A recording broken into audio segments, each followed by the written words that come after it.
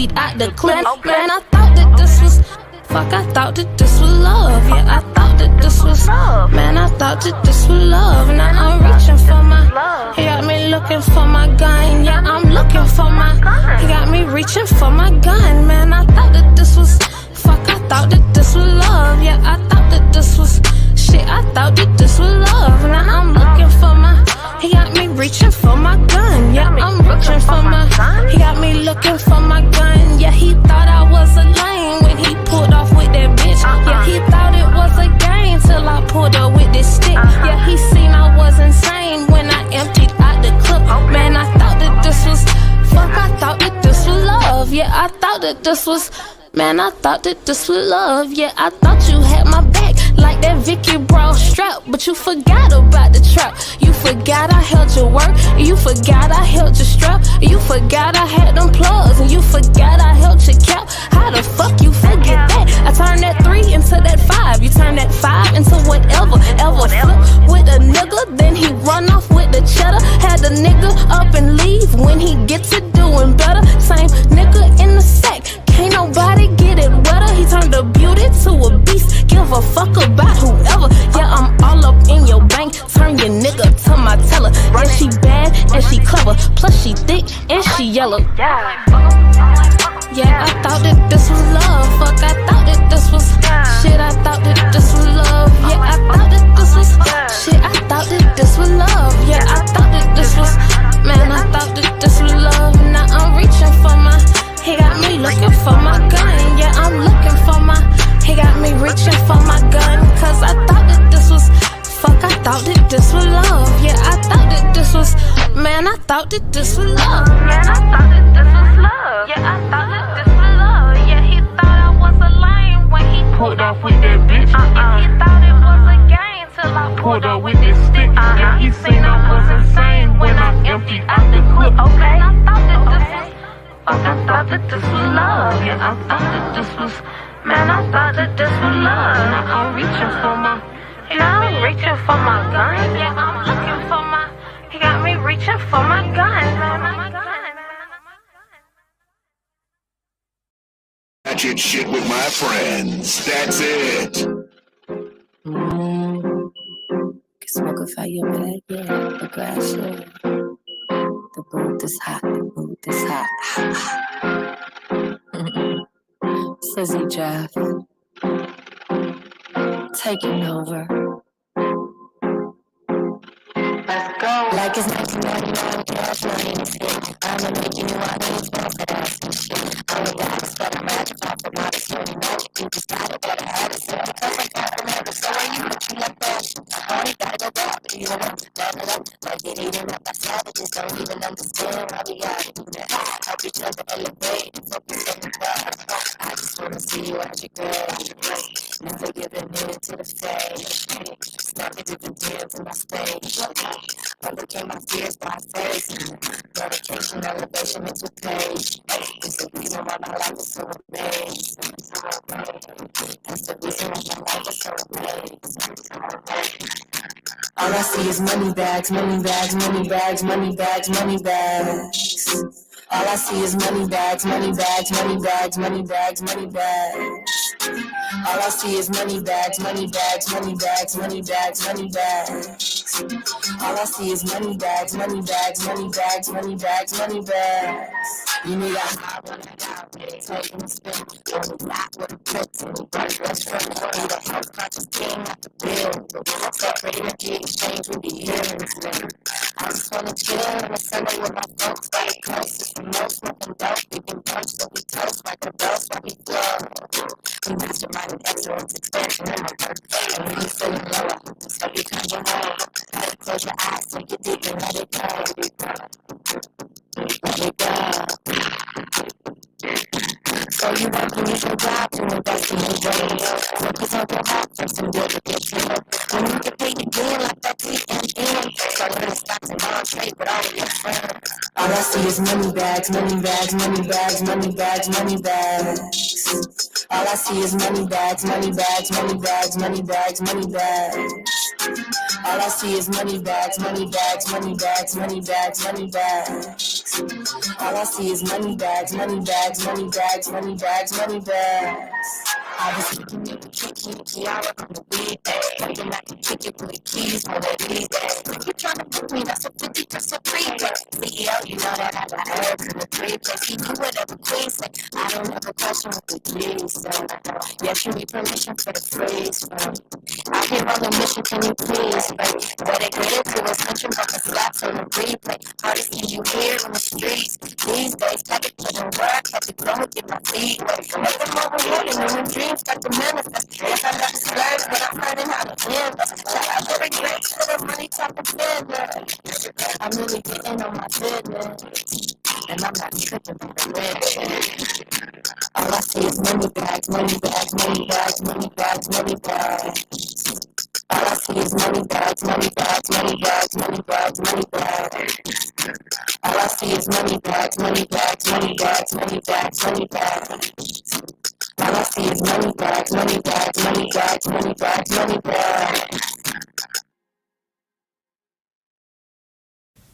We're live, y'all. Wake your ass up. It's time for All Hustle, No Fear. Go ahead and click the live and watch the behind the scenes or see the whole show the way it's supposed to go on YouTube or Facebook. You can follow us on Facebook at Hits 92.3 or watch us on YouTube at All Hustle, No Fear. But the best way to do it, baby, is to have me in your ear. So that's right. Download the Hits 92.3 app and listen in. We're about to get started from 7 to 10, Monday through Friday. Hey.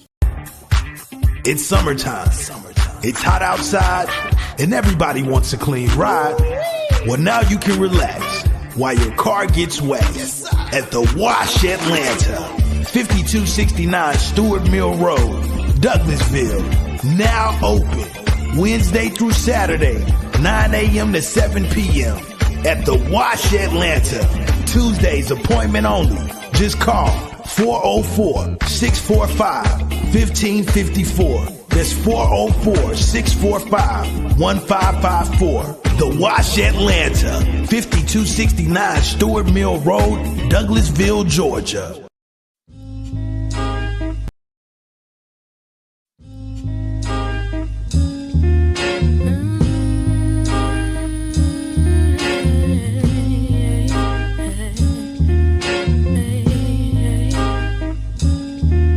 On the beat. And I'm hoping it don't rain today, 'cause I wanna go out and play. If someday I'll forget about every yesterday, something will blow my mind away, because I'm ready to throw it away. Waking up just to hear him say, I'd wish you sleep forever. I hope heaven rejects you, the pits of hell accept you forever, ever. But you've never weathered the storm before, and I don't invite you past the mat at my door. It's a day, and I'm hoping it don't rain today, 'cause I wanna go out and play. If someday I'll forget about every yesterday, something will blow my mind away.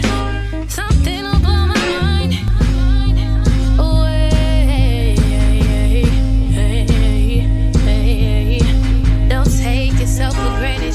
Don't take it for granted. Don't take her for granted. Nothing in life is handed. Don't take yourself for granted. Don't take it for granted. Don't take her for granted. Nothing in life is handed.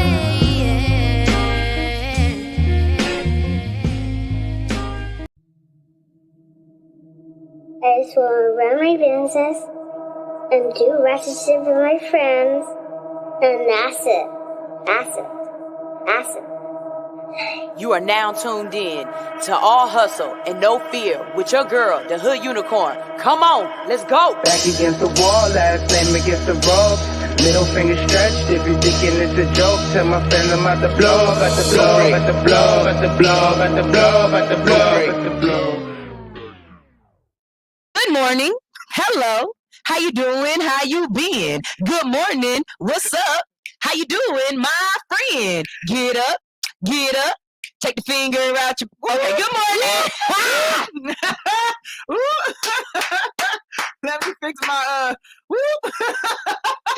Two-bar baby in this bitch, ready to get it started. Hey! I just want to say one of y'all farted. Okay, wait. Hey, good morning. It rhymed with started, yeah. I mean, because I was about to say the other word. Yeah. I was about to say the other word. Good morning. How y'all doing out there? This is All Hustle, No Fear. I am the Hood Unicorn, a.k.a. Oh, wait, that's backwards. Hold on, wait. Run it back.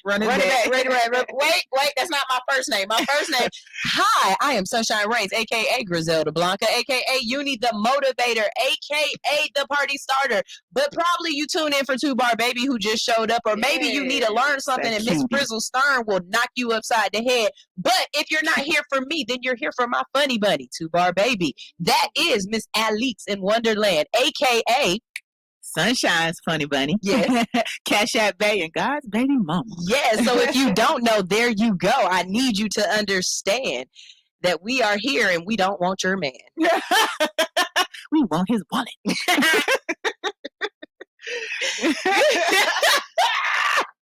Good morning. Rare form. Good morning. How y'all doing out there? All right. We about to get this thing started, like get straight into it. Okay. My first thing that I want to talk to y'all about this morning, I'm definitely ready to motivate y'all in a very special way. And my motivation is coming in way from years ago. Why is it coming in way from years ago? Because that's what I'm on right now. So if you know anything about me, like you really, really know me, you know that one of the first events that I ever threw for my on my own was something called Green and Stream. And basically what I did was I found a empty warehouse. I bought a whole bunch of turf grass. I bought chairs, lawn chairs, and seats and blankets. I painted walls in this doggone place. Actually, you know the place, the one over on Pryor Street? Okay. You know, the little, it used to be a radio station. It used to be Hot Noise. Oh, no. I don't know that location. Right there by the Napa. Don't worry about it. Anyway, so I went in there. You can go down my timeline and find it. It's way back there. I did a lot of work to make this happen. And I think the first one was a good one. We had headphones. We watched movies. That's where I started first playing music videos and collecting people's music videos because of the thought that I had, right? Yeah. I did it again for my birthday, and then that one wasn't as good. It actually cost me more money than I made, and it just was a learning lesson for me. You know what I'm saying? But I didn't scrap Green and Screen. It wasn't ready. It had to be a back burner. I did not take it as a fail. I took it as something that needed to just be cultivated differently, and when the time came, I would be able to have it. Do I still have an LLC for it and everything? Yeah, look, that's mine. Green and Screen is mine. Okay? That was the first time I learned whoever owns the LLC is in charge of it. It's the winner. You have all your ideas all you want to, but baby, I put the LLC in my name. Mm-hmm. Sorry. So, now someone from my past who knew about it and is still part of my future and my present hit me up and was just like, yo, I have an opportunity that would make a lot of sense with Green and Screen. And so as I'm looking at this and walking through it and really imagining what she's talking about, I'm like, yo, this is really something that could come down and work. Mm-hmm. You know what I mean? Like this could really be something amazing again. You know what I mean? It was intended to be. Right. What I'm saying to you is just because you don't understand how things might work today doesn't mean you failed and doesn't mean that it has to be scrapped. See, there are a lot of good intentions and a lot of good ideas that aren't good right now. Sometimes the technology isn't ready for it. Sometimes the people's mindset ain't right for it. Sometimes you don't know enough of what you need to know to do it. That does not mean it failed. That just means the time isn't ready now. Now, if you know anything about me playing music videos comes from green and screen. Look how many music videos I have. Mm-hmm. When I started green and screen, I was really trying to get music videos from people, and I only had maybe about 3 or 4 real good music videos. That's actually how I learned about highness movement. Ah, and look how far they've come. Look how far they've come. You know what I'm saying? So I have definitely edited my life in different ways around green and screen and been able to add the things that I learned from green and screen into everything else that I'm doing now.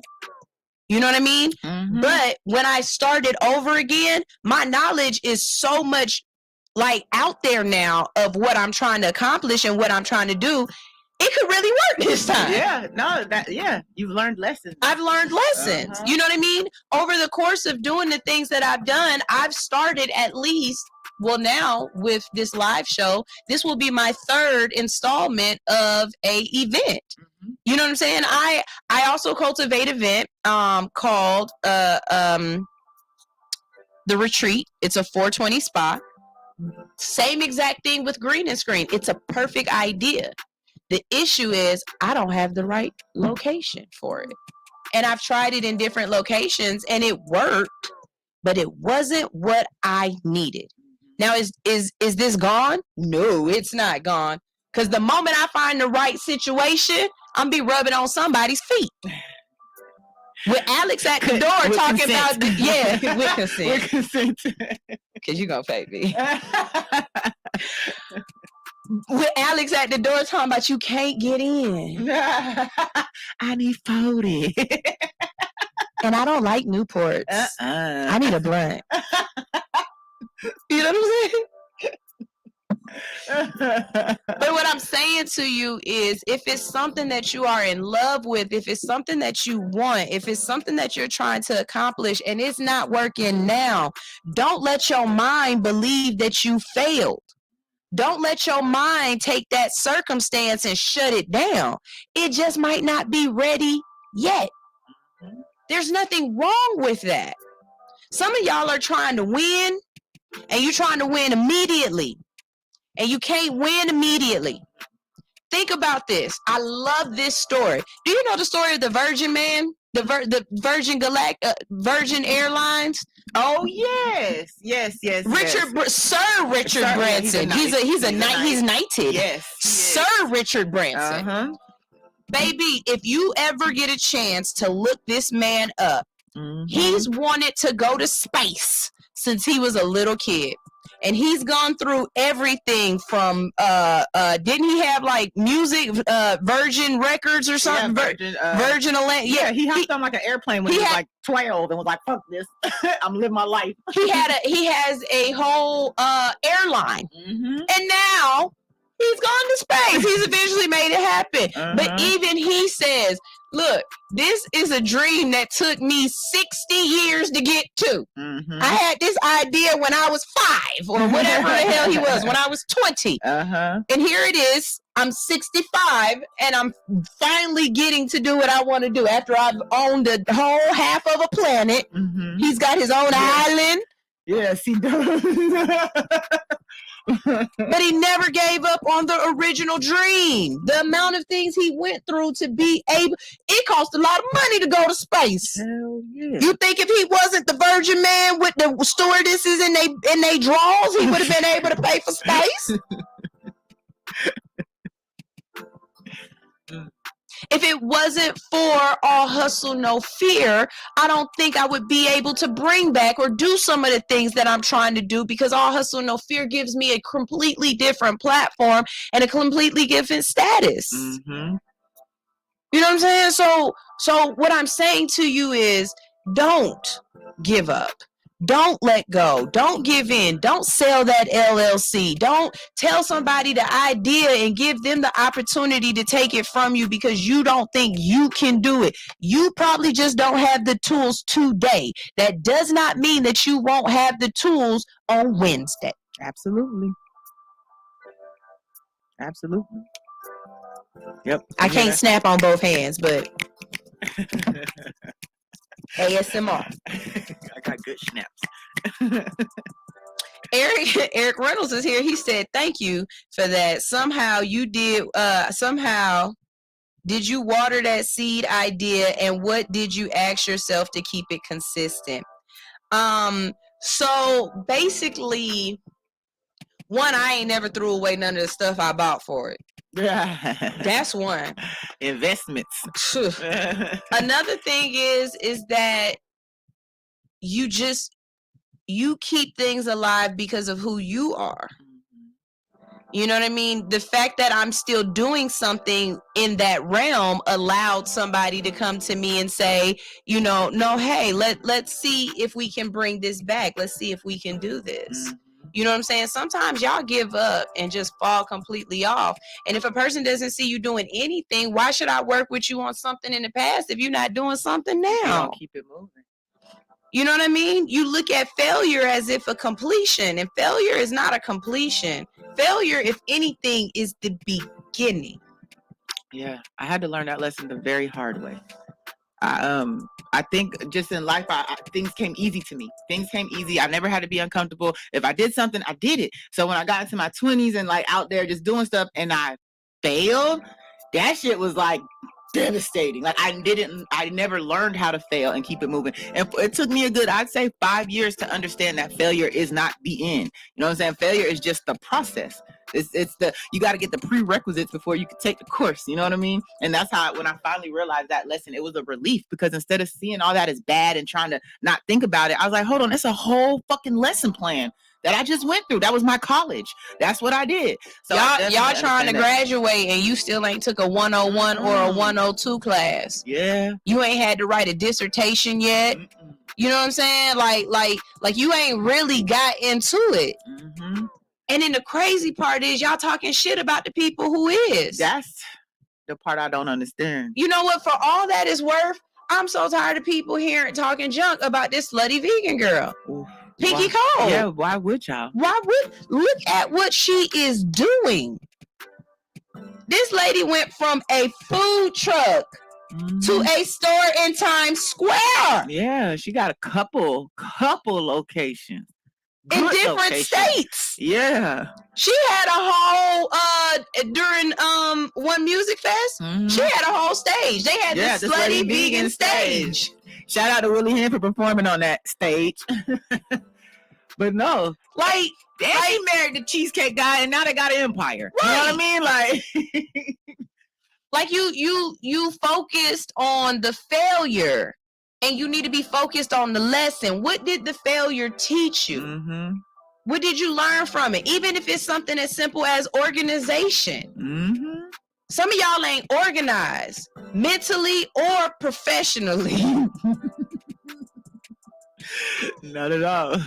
You know what I mean? And then on top of that, things take time. Life ain't moving on your timeline. Life is moving on its timeline. Sometimes the person you supposed to be working with ain't born yet. Yep.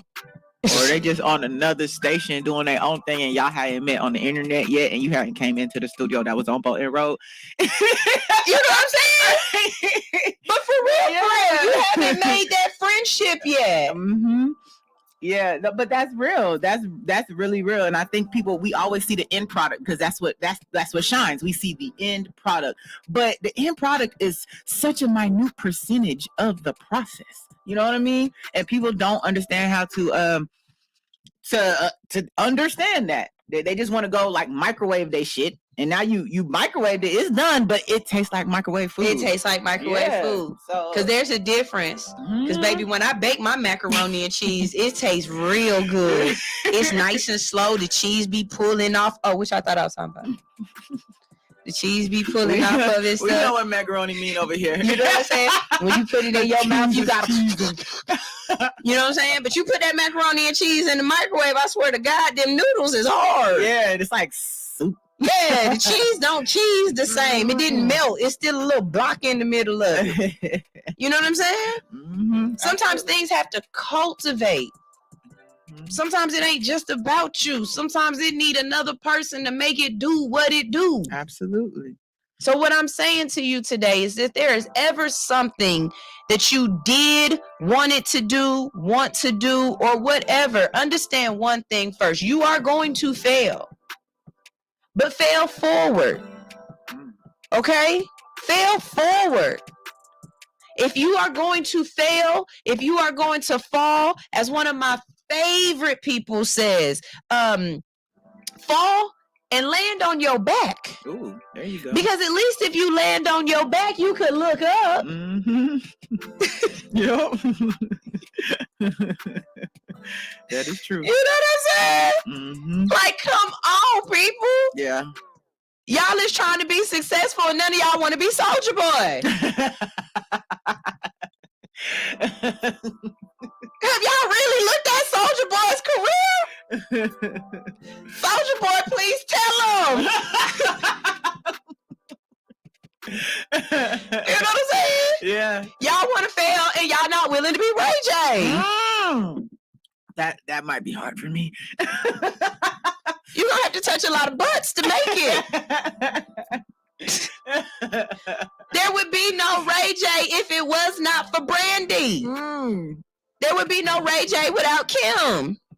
Yeah, I'll go with that. It would be no Ray J without Kim. It would be no Ray J without Brandy. Because Brandy started the whole family off on Thea. If it wasn't for Brandy getting on her shows and doing that and saying, well, I got a little brother, he can come on. You remember the first time you saw Ray J on Moesha? Mm-hmm. I remember. And everybody's like, damn, Brandy got a brother. Brandy's brother. Brandy's brother. That's what his name was for a very long time. And then he put out a song and nobody liked it. Yeah. And then he had sex with Kim and all of a sudden he had clout. And then he put out more music and we were still like, wait a minute, Brandy's brother. Come on now, Brandy Jr. Okay. Let's be honest. How many of y'all know the words to the song that he made up about Kim, except that I smashed her first? Yeah, that's all I know is I hit first. All right. Tell me the second verse in One Wish. One wish. Have a sufficient for two with him.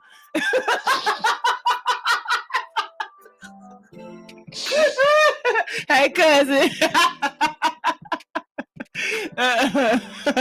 Don't nobody know. You know what I'm saying? But Ray J, because of all of that, Ray J got Beats by Ray J or whatever that like Ray J got. Those failures, he's selling. Oh, this every woman knows this is tragic, especially right when you need your hair pulled back. That'd be the worst. I always keep two. I'm about to get you. I always keep two for that reason. Yeah, I know hair bow problems. But Ray J is actually a very successful businessman. Absolutely. If you go down into his catalog for real, he's got those headphones, he's got glasses. He's got a nice little catalog. But please don't believe that he wouldn't have gotten there if it wasn't for a couple of them failures that he had to go through. And he lived them proudly. Yeah. Loudly. Yes, loudly. There we go. I don't know if it was proudly, but it was loudly. Eric said, nah, that track with Lil' Kim was good. Hold on, Ray J and Lil' Kim? What? You got to name it. I'm thinking exactly. That's just like my son talking about he want to dress up like Ed Sheeran. Name a song. Why does he sing the song like Ed Sheeran? The little redhead white boy. I said, so what you want me to do? Draw some freckles on your face and get you a plaid shirt and a guitar? What is you talking about, sir? I understand you're racially ambiguous, son, but this is too far. This is too far. You got a square head and you light skin. Let me go get you some black glasses and you can be Malcolm X. I just need you to sit just like this. Just like this. Like, it's so many other things we can do with you, son. As light skinned as you is, we can paint you blue real good. You could be a Smurf. But Ed Sheeran? Come on, son. That's funny. Oh Lord, why you want to be? Come on, son. You better than that. Wait a minute. Yeah. Oh, is that the name of the song? Wait a minute. Wait a minute. I think it is. Cousin Nicole talking about let that boy live. And somebody else, Nicole? No, he can't go in white face. He cannot go in white. He going ginger face. He can't go. It's illegal to go in ginger face. You know what I'm saying? What's Zoe gonna be? Crotch rocket? Crotch? Not Lindsay. Not Lindsay Lohan. I'm walking around here like no damn lie. Lizzie. Good morning. Good morning. Good morning. Hopefully y'all up. Hey, y'all, the other day, look, we driving by a parking lot. Y'all know Sunshine got a thing for lot lizards. She sees a woman climbing into the passenger side of a truck. Hey, first of all, she had her own dump truck. She did. She had to tow that thing up the shut it. Wait. If y'all ain't tuned in, this is when you go into our lives. She looked like Kevin Hart trying to get into a sedan. Not a sedan, Kevin. So Sunshine sees her. It's like, oh hell yeah, I love female truck drivers. And I'm like, bitch, she's not driving trucks. She's driving penis. She's a rider. Well, shout out to the lot lizards, yes, the truck drivers, the bobcats, all that shit. That's yes. Good morning. Good morning. Good morning. Yeah, you know what? We haven't done this in a very long time, so we're gonna do it today, okay? For everybody out there, yeah, I know we haven't done it in a long time. I know. You're right. For everybody out there, if you've ever watched the show in the past, we used to do something called Pranayama Anonymous. Pranayamas. And we got them from Baba Soul because during Artemis, before the show starts every time, Baba Soul makes everybody breathe in and breathe out and do your pranayamas, right? They're intentional breaths. We used to do this every morning, and I think the yelling just got to us eventually. I didn't even realize we stopped, to be honest. Really? I'm going to be honest. I did not. I noticed. Yeah, I definitely noticed. Yeah, I missed that. You know, when we stopped doing our breaks in order. Yeah, I definitely noticed. So, what we're gonna go ahead and do is we're gonna do some pranayamas, and then we are going to play a couple of songs, and then after that we've got "Bruh, I Got Fired" coming up, and when I tell you. Woo! Y'all do not make my job difficult at all. Baby, the way I was on the internet talking about, okay. So we've got coming up, I Refuse to Be Terminated. Ooh, that sounds like Alex. You lost a good damn job. That sounds like Alex too. An Experiment. And that sounds like Alex. I'm here for all of them. I'm interested. Yes. Later on in the day, we have Boss Moves and we have Move Up, Move Out, False Advertising, and Black Babies. Ooh. All right. And then hopefully by that time, we will have a special guest in the building today. If you know anything about OATL, real ATL, if you ever camp your ass off, we got the DJ Jelly in the building today. Okay, I'm so excited. Like that's Atlanta royalty. Yeah, you know what I'm saying? I feel too. And he's so fucking humble. He's gonna so, be like, yeah. And the beautiful thing, like you know who DJ Jelly is on the lineup for me? Who? Sideman Baby. Oh yeah, you know what I'm saying? Like, you know, legendary. like R.I.P. Sideman. But he's definitely one of those people where when it came to the radio, when it came to anything that was real Atlanta hip hop, DJ Jelly was a part of it, in the middle of it. Some of your favorite music, like the mixtape. I don't know if that's true, but I feel like he created Camp Jelly, all them. I didn't. Those were my first mixtapes, and then after that, mixtapes took off. I mean, we're gonna ask him about it. And we see can where talk they about stand. that. Yeah. If you know anything about Campbellton Road, on Camp Records, right down there. On Camp TV. If you was in Atlanta and you didn't have cable, you definitely was watching it on the All Access. Like, you know what I'm saying? And think about that. On Camp TV, and now we have things like Roku channel. Think how they and that's exactly what we're talking about today. Sometimes your idea might just be too ahead of time. That doesn't mean it's a bad idea. That doesn't mean scrap it. That just means wait till the rest of the people can appreciate what the fuck you came up with. Yeah. You know what I'm saying? Sometimes you just have to be the first one and realize that you paved the way for everybody else. Absolutely. You know what I mean?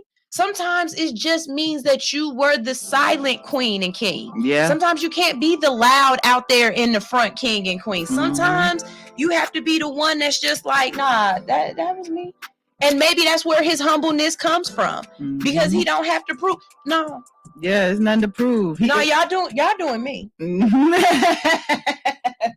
And knowing that right there is the victory. You know what I'm saying? Knowing that is the victory. Knowing that's the victory. And because there's people like me, because there's people like Alex, because there's people out there who really love that music, who remember those times. I remember being on on the school bus. Come on, that bus was jumping. Everybody on the bus. Don't let you had the bus driver that actually played the radio music. Oh yes, Miss Sandra. Hey, Miss Sandra, she had speakers in her shit, and her daughter liked black boys, so we was allowed to listen to black music. What? Yup. Hey, Miss Sandra. Okay. We was having fun. So that's definitely what the show gonna be about today. I need you to go tell 3 friends right now to tune in. You can tune in live and see us on YouTube and Facebook. That's right. That's on the Hits 92.3 platforms, whether that's Facebook or YouTube. Make sure you subscribe, like, and turn on notifications. And that's also on the All Hustle No Fear platforms. That's YouTube and Facebook. You can check us out there. Make sure you like, subscribe, and turn on notifications. Or if you can't watch, but you can listen, hello to my ASMR babies. Hello. We're on. Yes. You was in the car like. You can listen to us live at allhustlenofear.com. Wait, what? What did I allhustlenofear.com. No, you can't listen to us live there. What you can do is you can listen to us live on Hits 92.3 networks. You have to download the app. Super simple. Super easy. Doesn't take up too much space. Nope, not at all. And you can also turn the app on to be your alarm clock. Ooh, that's a beautiful thing. So alarm it up. Yes. You know what I'm saying? Let us wake you up. Let us wake you up in the morning. That's what we're here to do. We're here to help you wake up in a positive way, motivate you into moving into your light, because I am a lighthouse. I guide you to this to this beauty, to this goals. I guide you to your goals. Goals. And we inform you on what's going on in the culture, what you need to know, and just have a little bit of fun with it, make you laugh a little bit, and hopefully send you into your day with some good conversation to talk to some other people about, and a positive disposition. And if not, fuck you. The end. I mean, because you really could go listen to somebody else. She just said it all. You know what I'm saying? But this is what we here for. And we really appreciate, I will say this all the time, I appreciate the fact that a majority of my listeners are men. A high majority of my listeners are men, because that lets me know that what I'm saying ain't just fluff. Yes. I'm giving y'all substance, because men will not listen to bull crap. They won't. They don't care how big your titties are. They get annoyed. They get annoyed really, really quick. And if anybody knows, the last time I checked my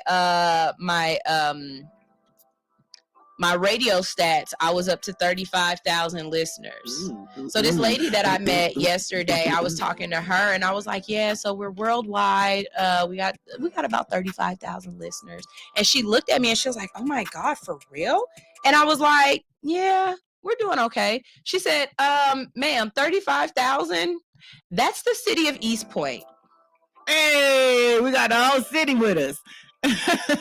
But think about it. Yeah. When you think about it like that, she was like, that's East Point and probably a lot of College Park. Like, you've got a whole city of people listening to you. Yeah. And when you think about it on that point, okay, now look, when it comes to the world against 7 million and I only got 35,000 listeners, it is a only. But when you think of it in the city of Atlanta, I got all the East Point listening to me, bitch. Hell yeah. When you think about it, is the struggle, the grind, hell. You know what I'm saying? 35K, bitch. Yeah. We're rolling. Yeah. And the fucked up part is that it's not on our Instagram, so y'all don't quantify it. Exactly. You know what I'm saying? That's not even adding up the people who come and watch later after the show is over or anything like that. So again, I say this, just because you start out with only one person listening to you, just because, you know what I'm saying, nobody bought that product, just because the thing that you thought didn't happen the way it was supposed to happen, consistency, stay with it, put it on the back burner until it's ready, whatever the case may be, but don't give in, don't give up. It's not time for that yet. That's not what it's about. All right, stay true to it. All right, you ain't new to it. Stay true to it, and I promise you something will pop off. This is All Hustle No Fear. We go into some music and we will be right back. Y'all stay tuned.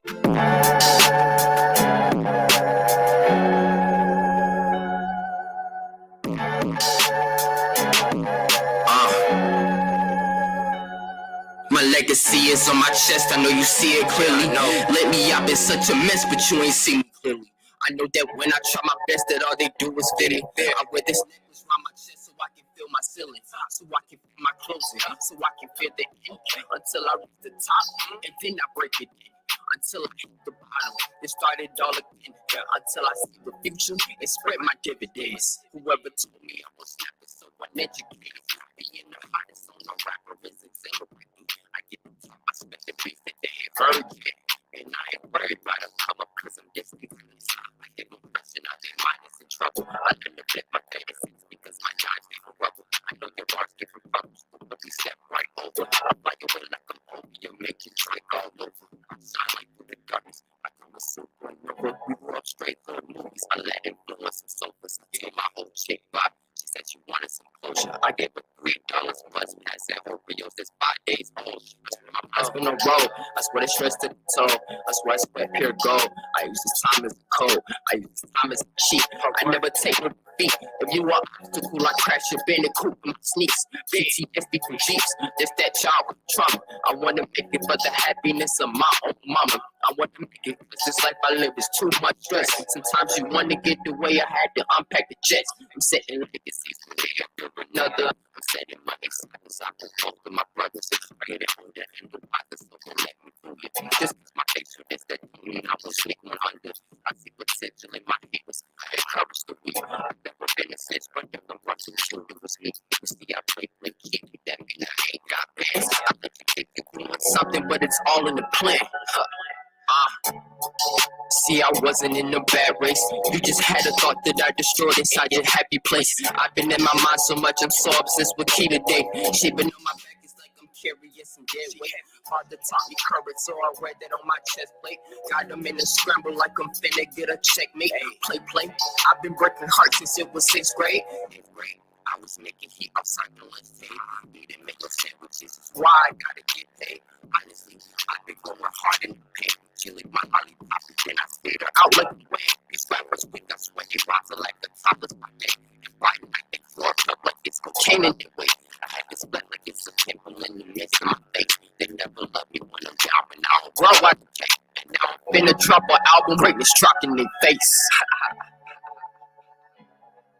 Yeah.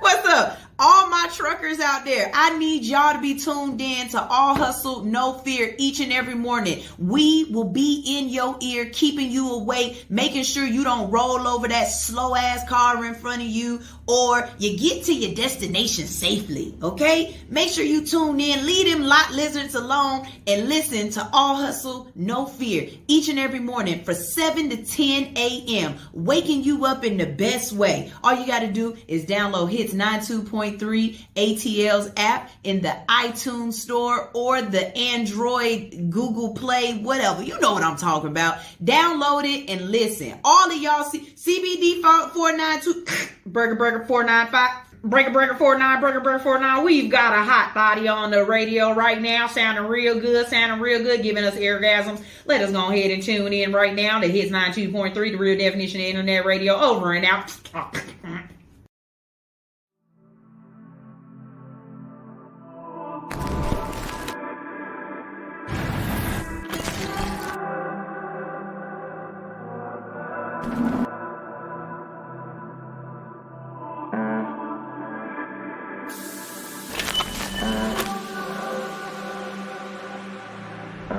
El celular suena, ella lo ignora. Con la amiga, pero ella anda sola. Soy tímido, pero yo le dije hola. De inmediato me juega como bandola. Bandolera inocente con pistola. Cara de mala pa' que nadie venga y joda. En mi mente ella está bailando lento. Encima mí, pero solo en mis pensamientos. Producto de mi imaginación. Producto de mi imaginación. Producto de mi imaginación. Now baby girl, you know this your song. Yeah. Little liquor courage got me thinking I'ma flourish, so I feel I'm sliding.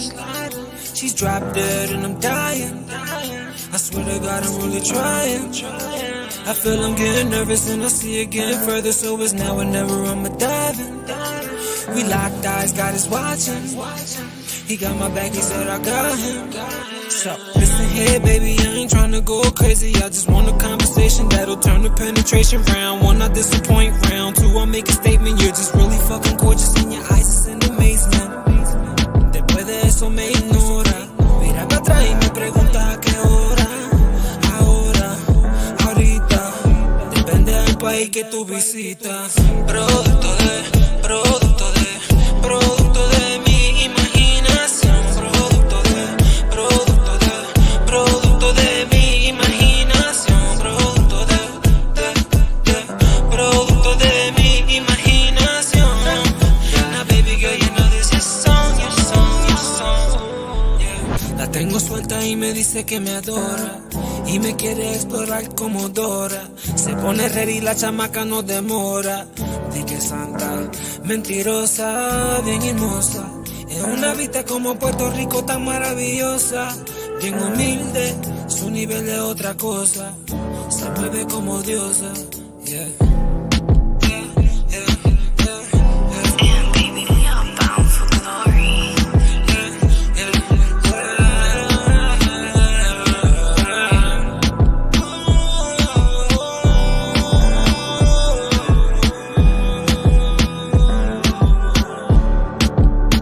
Producto de mi imaginación. Producto de mi imaginación. Producto de mi imaginación. Now baby girl, you know this is your song. Yeah.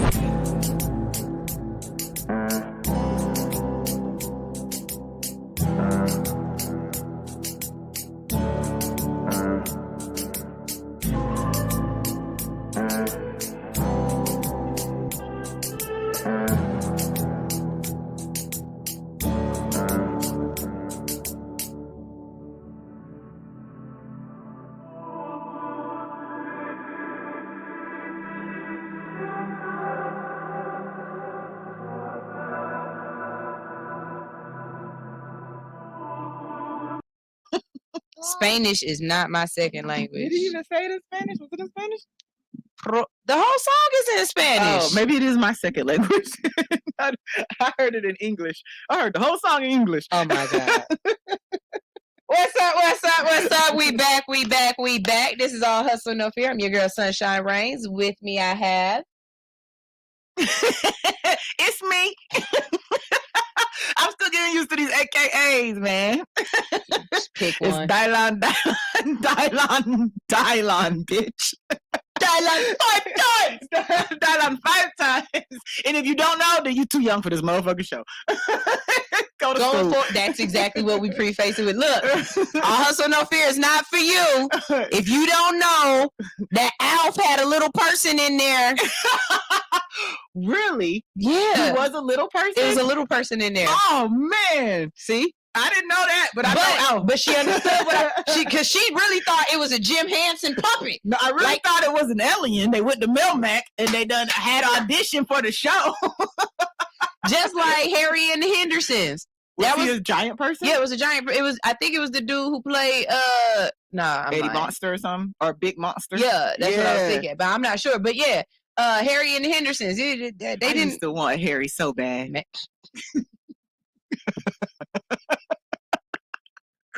What fictional character would you fuck? No, I just wanted to find one and bring him home. I didn't want to do it to him.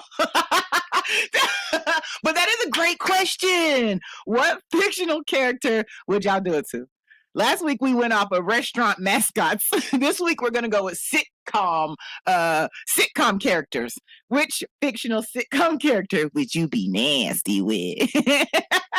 I don't know about Alf. Think about that one. Give me a few minutes. I'm gonna come with something good. We gonna go back in the bag for that. Yeah. Definitely post that in the comment section. Go ahead and post that one in the comment section because on both of them, because I'd like to know, because I know Teacher and Nietzsche are gonna be the one to come with something crazy. I know, and it's gonna be good. It's gonna be a good one. She got the good one. She got the goodest one. She picked the goodest one.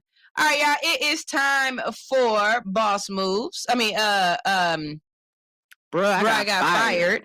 Let's get this thing langin'. So, which I want to start with. I refuse to be terminated. You lost a good job or experiments. I think I refuse because that just sounds like my bitch. What? I'm going when I go. And that's exactly how this man feels. Okay, so y'all know it's either a teacher or a police officer.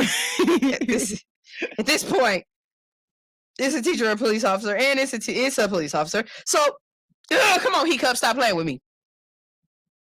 We're going to make you play. There we go. Thank you.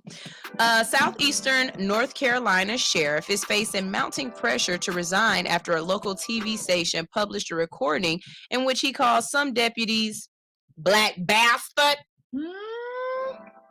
Yeah. The local district attorney is now, along with those, urging Columbus County Sheriff Jody Green to step aside. My hope is that you will recognize the harm that your statements have caused and that you will make the honorable decision to resign, John David, the district attorney for Bladen, Brunswick, and Columbus counties, wrote in a letter to Green on Monday. At David's request, the State Bureau of Investigation launched an obstruction of justice investigation probe focused on the sheriff last week. In his letter, David pointed out that Green was required to disclose trial judges any conduct that may call in question whether your veracity or ability to impartially uphold the law on racial grounds. There can be no question that the use of racist language directed at all officers of color under your command is conduct prejudicial to the administration of justice, which brings the sheriff's office into disrepute. Both David and Green are Republicans. Green posted a long defense on his Facebook last week, suggesting that the recording had been altered, but he didn't deny the remarks. On Thursday, he assured his supporters on Facebook that he would not resign, and said, I will continue no matter the allegations or rumors. Okay? The recording that prompted the district attorney's letter and preceded his decision to invite the SBI to investigate was made by Green's opponent in the November election. Jason Souls, the Wellington-based TV station, reported. Souls served as acting sheriff at the time of the call in February of 2019, and due to a dispute over who won the 2018 sheriff election, after a recount, fewer than 40 votes separated Green and Lewis Hatcher and the then incumbent sheriff, who was African American. Okay. We're going to stop right there because listen to what that said. 40 votes was the difference between the winner and the loser of that election. And I dare you to say my vote don't count. Right. And that's local. That's when the vote counts the most. If you want to tell me your vote don't count for president because of the electoral college, I might let you have that conversation. I might. But that don't mean that you're not supposed to go and vote for any and everything else that is going on out there. There are other things that you can vote for, from sheriff to dog catcher. Yeah. You don't want them euthanizing the animals that they catch? You need to vote for the dog catcher. If you want to have more street signs in your community, you need to vote for something. Absolutely. One of them things, one of them people. Traffic sign commissioner. Something. There's actually a I don't know what it's called. It's a wage maker. They actually decide what your wages are going to be. It's local election. It's in your city. So you go to East Point, you go vote for the person who is going to have your wages. That's what you earn, people. Your wages in mind. Like, how could you not want to vote for him or the right one? Right. You know what I mean? Because that's important. Yeah, definitely. That's important. Definitely. You want minimum wage to go up, you need to have someone that has your best interest. You ever work at a company and some people in this area make different money than the people in that area? That's absolutely why. Yeah. That's absolutely why. They can pay them less because they're wage maker or whatever it's called. Don't give a Put fuck. that cap in there on y'all. So definitely pay attention to what's going on in y'all community, y'all. Who's voting for what? Because Alex will tell you right now, she'll be like, she was not gonna vote for Fannie. I voted for Fannie. And the reason why was because I saw a black woman running. Right. I have no problem with telling y'all my reasons. And you can be like, that's not the right you were supposed to vote. You're right. It's not. But at that point in time, that's why I voted. But I did vote. And look what she did. She reassessed the situation. She learned a lesson.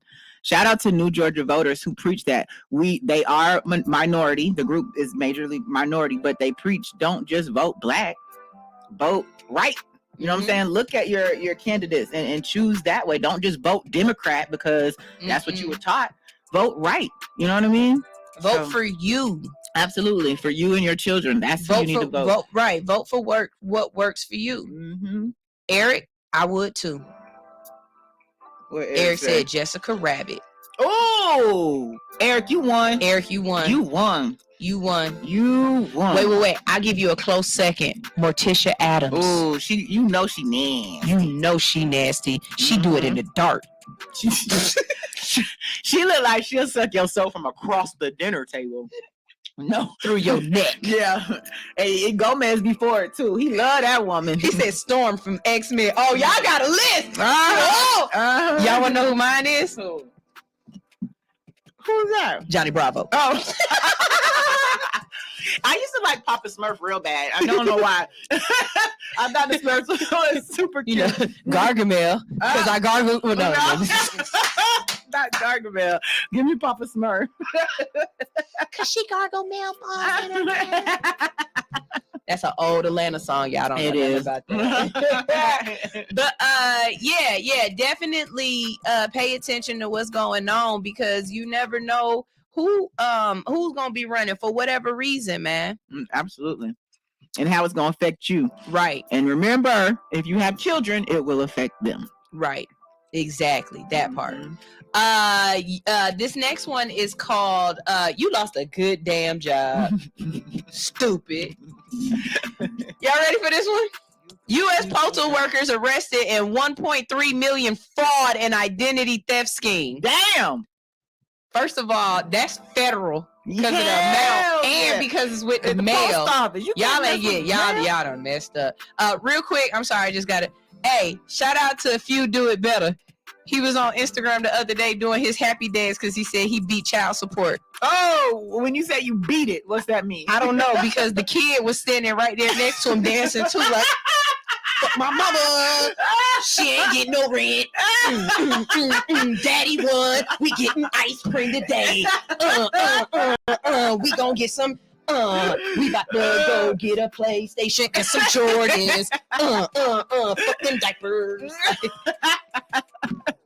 I was cracking up. I was like, niggas be happy when they don't even win. know why the baby dancing. Just dance. Yeah. That's it, dance. Baby like, yeah, daddy won. Mommy sitting over here talking about, bitch, the lights just went out. Oh, damn, mama.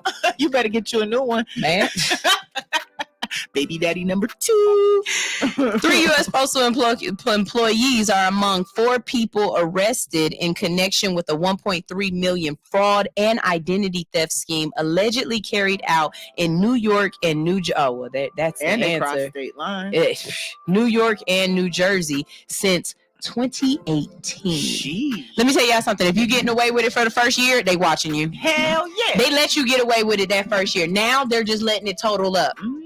Like, Okay, we want a good case. Yeah, they run it up. They just stack it. And I swear to God, I'm telling y'all this from experience. Okay, trust me. She is. The moment they put you in that room and they turn the board around and you can see everything. Show that shit was so fucking funny. I sat there and they had my name and other people's names and everything that and so they was like, this is what we have you for. What do you have to say? I said, that's what I did. Oh, you didn't have everything, so I'm not about to be. Yeah, baby, I'm only admitting to what you found. That's what you found? All right, bet. Yeah. How much restitution I got to pay? Because see, look, what you're not going to do, what I'm not about to do is make you go through the whole thing of having a trial and proving everything, because then it's going to be worse. This is what you got me for? Okay, so what we got to do to get me to walk out here free? Yep. I got to pay that back? Bet. Can I get a payment plan? Bet. Run it. Run it. Yeah, for sure. That coach wasn't worth it. Yep. I pay that off. Don't have not nan coach bag to show for that shit. That'd be the worst part. All these good scams and don't got nothing to show for it. At least let me look fly for a day. A further 5 people are facing charges in connection with the case, and they still remain at large. Run, bitch, run! Shit. In my Dave Chappelle voice. Run, nigga, run! The individuals are accused of stealing credit cards from the mail and using them to buy merchandise at a variety of stores, including high-end retailers in New York and New Jersey. They are then said to have sold some of the merchandise on a website, luxurysnob.com. According to a statement from the U.S. State's Attorney Department from Southern District of New York, the U.S. postal workers Nathaniel Foucault, Jonathan Prasad, Fabiola Mompoint, and civilian Dion and civilian. Oh, I thought his name was Civilian. I thought, God, he from the hood. They didn't name this nigga Civilian.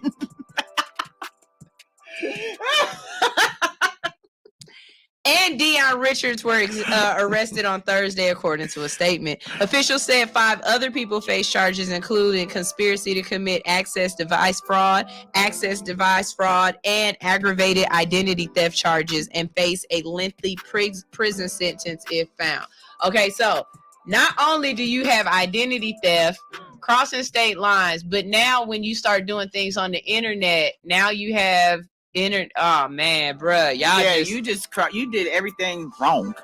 Y'all is never getting out. Y'all just and you know, and I knew it was gonna be bad when the mailman started pulling up in regular clothes, and this was right about 2017, 18. The post office was having issues, and my mailman was pulling up like Louis V down, like Prada, like you are not a mailman. You was on your way to the club, and I'm like, something ain't right. So I started looking into it. They started contracting out mail jobs. And you remember back in the day, mail jobs were legit. Mail jobs is the best one. What Big Boy said, and then you ain't get hired at the post office because you got cloudy piss. Yeah, that was the lick. You went and worked for the post office, right? Yeah. So y'all really did that in, and I just can't, Hey, you know what? If you're gonna commit a crime, do it right. Bag. Right? Just do it right. How you gonna use their cards like that? You supposed to do some other shit first. So, my question is for the people whose credit they mess. Like, how does that work? Because obviously, I'm about to call and be like, I had some credit cards sent to my house in New Jersey. Right, bitch. My New Jersey address is. Bitch, look up my address. Cause that's a charge back. I was not there. I'm about to call somebody and be like, these charges wasn't mine. I think the postal workers did them. Ma'am, these charges are from 2001. Huh? In Atlanta. No. Oh, I can't do that. No. All right, but I tried though. We got one more, and then we're gonna go ahead and go to our next break. Mm-hmm. This one is really one of those reasons why. Okay, first of all, you wonder why Black people are inherently afraid of the police. Mm-hmm. It's not always about being caught by the police for some of us. For some of us, it's the idea of going to jail. And it's not because we lose our freedom. It's because we don't know what they're going to do to us in jail. Right. We've already had a story where we talked about the women in either South Carolina or North Carolina, wherever it was, that were being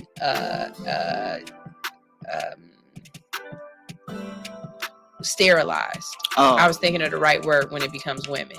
They were being sterilized while they were in jail, and some of them didn't even have long sentences, but because of it, they can never have children again because of what the government did to them. It wasn't jail, but it did have to do with experimentation. You know, we learned about the Tuskegee experiments in high school and college or whatnot. And I dare to say, if we go back, if some of those subjects weren't inmates. Oh, absolutely. You know what I'm saying? Absolutely. I dare to go back and see if some of those inmates some of those subjects weren't inmates. So now we have this. Philadelphia apologizes for experiments on Black inmates. Yep. All right. I need dates and everything. Yep. The city of Philadelphia has issued an apology Thursday for the unethical medical experiments performed on mostly Black inmates at its Holmesburg prison from the 50s to the 70s. The moves, and for anybody who's like, oh my God, that's so long ago, it was the 70s. No, the 70s was literally 10 years before I was born. Yeah. Not even a whole 10. I was born in 82. So it was like 2 years before I was born. Literally. So we're just talking about 40 years ago. So these people are still alive. These people are still dealing with this issue. We're talking about people who are here right now. Okay. When they tell you racism was a very long time ago, do y'all remember the the church bombing? Mm-hmm. The one little girl that survived, she's still alive. Still alive. And remember what Sunshine just said? They said the 70s. That's all they're admitting to. Trust. It went further than that. It probably went further than that. It probably went into the 80s. And if they're doing this in the 70s and the 50s, what are they doing in the 2000s? Shit, what was they doing in the 30s what and 40s? Will we find? Right. What will we find out in 2100 or 2079 that they was doing to us in 2020? Yeah. So don't look at it as if this is something that's old and we're bringing this information to you. We're letting you know that people, look, I don't put shit past people. People are capable of some of the most destructive, disgusting things ever. If you ever want to figure out how bad people really can be, go look up the eugenics program for the Nazis. Whoa. I'm cute as fuck, but I swear to God, I'm smart. Okay. We investigate. You can't be cute without without being smart. Who's in charge of Art Crew ATL's Instagram? Good morning, y'all. It's either Dane, Amara, or Velasco. I don't know which one it is. If it's Amara, I missed you. We missed you, Amara. I came to see you. I was walking around and everything, and I was just like, oh my God, where is the fine ass girl with the big hair? I was at the door. Other one. And if it's Dana Velasco, hey y'all. Hey. We missed y'all too. Yeah, we saw y'all. We saw y'all. But I was trying to get some candids of Dane, and every time I did, fucking Artemis said something to him so he would move. Oh, see, and I eventually kicked Artemis in his leg, like, ugh! Kick him twice. Yeah. So then Dave was like, he was trying to act like he was doing, no, it's not the same. Yeah, I need a natural. I need a natural. I wanted to see you burn this shit. And shout out, those pictures came out great. Oh, the Sade. Mm-hmm. I promise you, I suck on that girl's left boob for that Sade. Man. Anyways, going back to this. I'm sorry. School. She's such a great producer. Here we go. The move comes after community activists and families of some of those inmates raised the need for a formal apology. I hate that. I don't want your apology. It also follows a string of apologies from various U.S. cities over historically racist policies or wrongdoings in the wake of nationwide racial reckoning after the killing of George Floyd by Minneapolis police officer. The city allowed University of Pennsylvania researcher Dr. Albert Kylingman to conduct dermatological skin stuff. Yep. Biochemical, and pharmaceutical experiments that intentionally exposed about 300 inmates to viruses, fungus, asbestos, and chemical agents, including dioxin, a component of Agent Orange. Remember when I said the Nazis? Mm-hmm.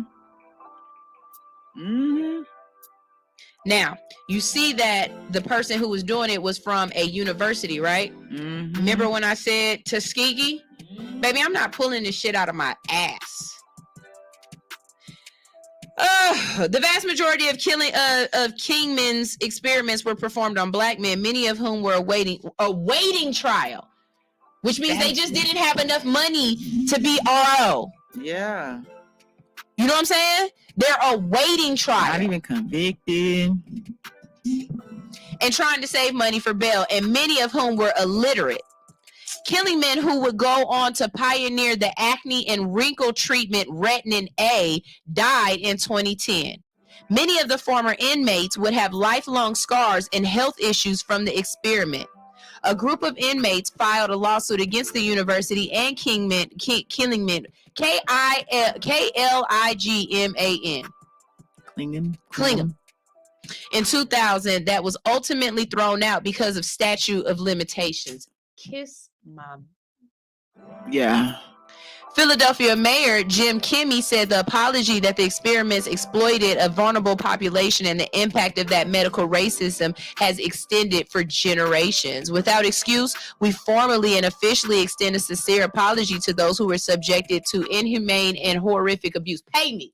Pay me. Mm-hmm. Pay me. Pay me. Mm-hmm. Pay me, my descendants. Henrietta lacked the fuck out of us. Hell pay yeah. me.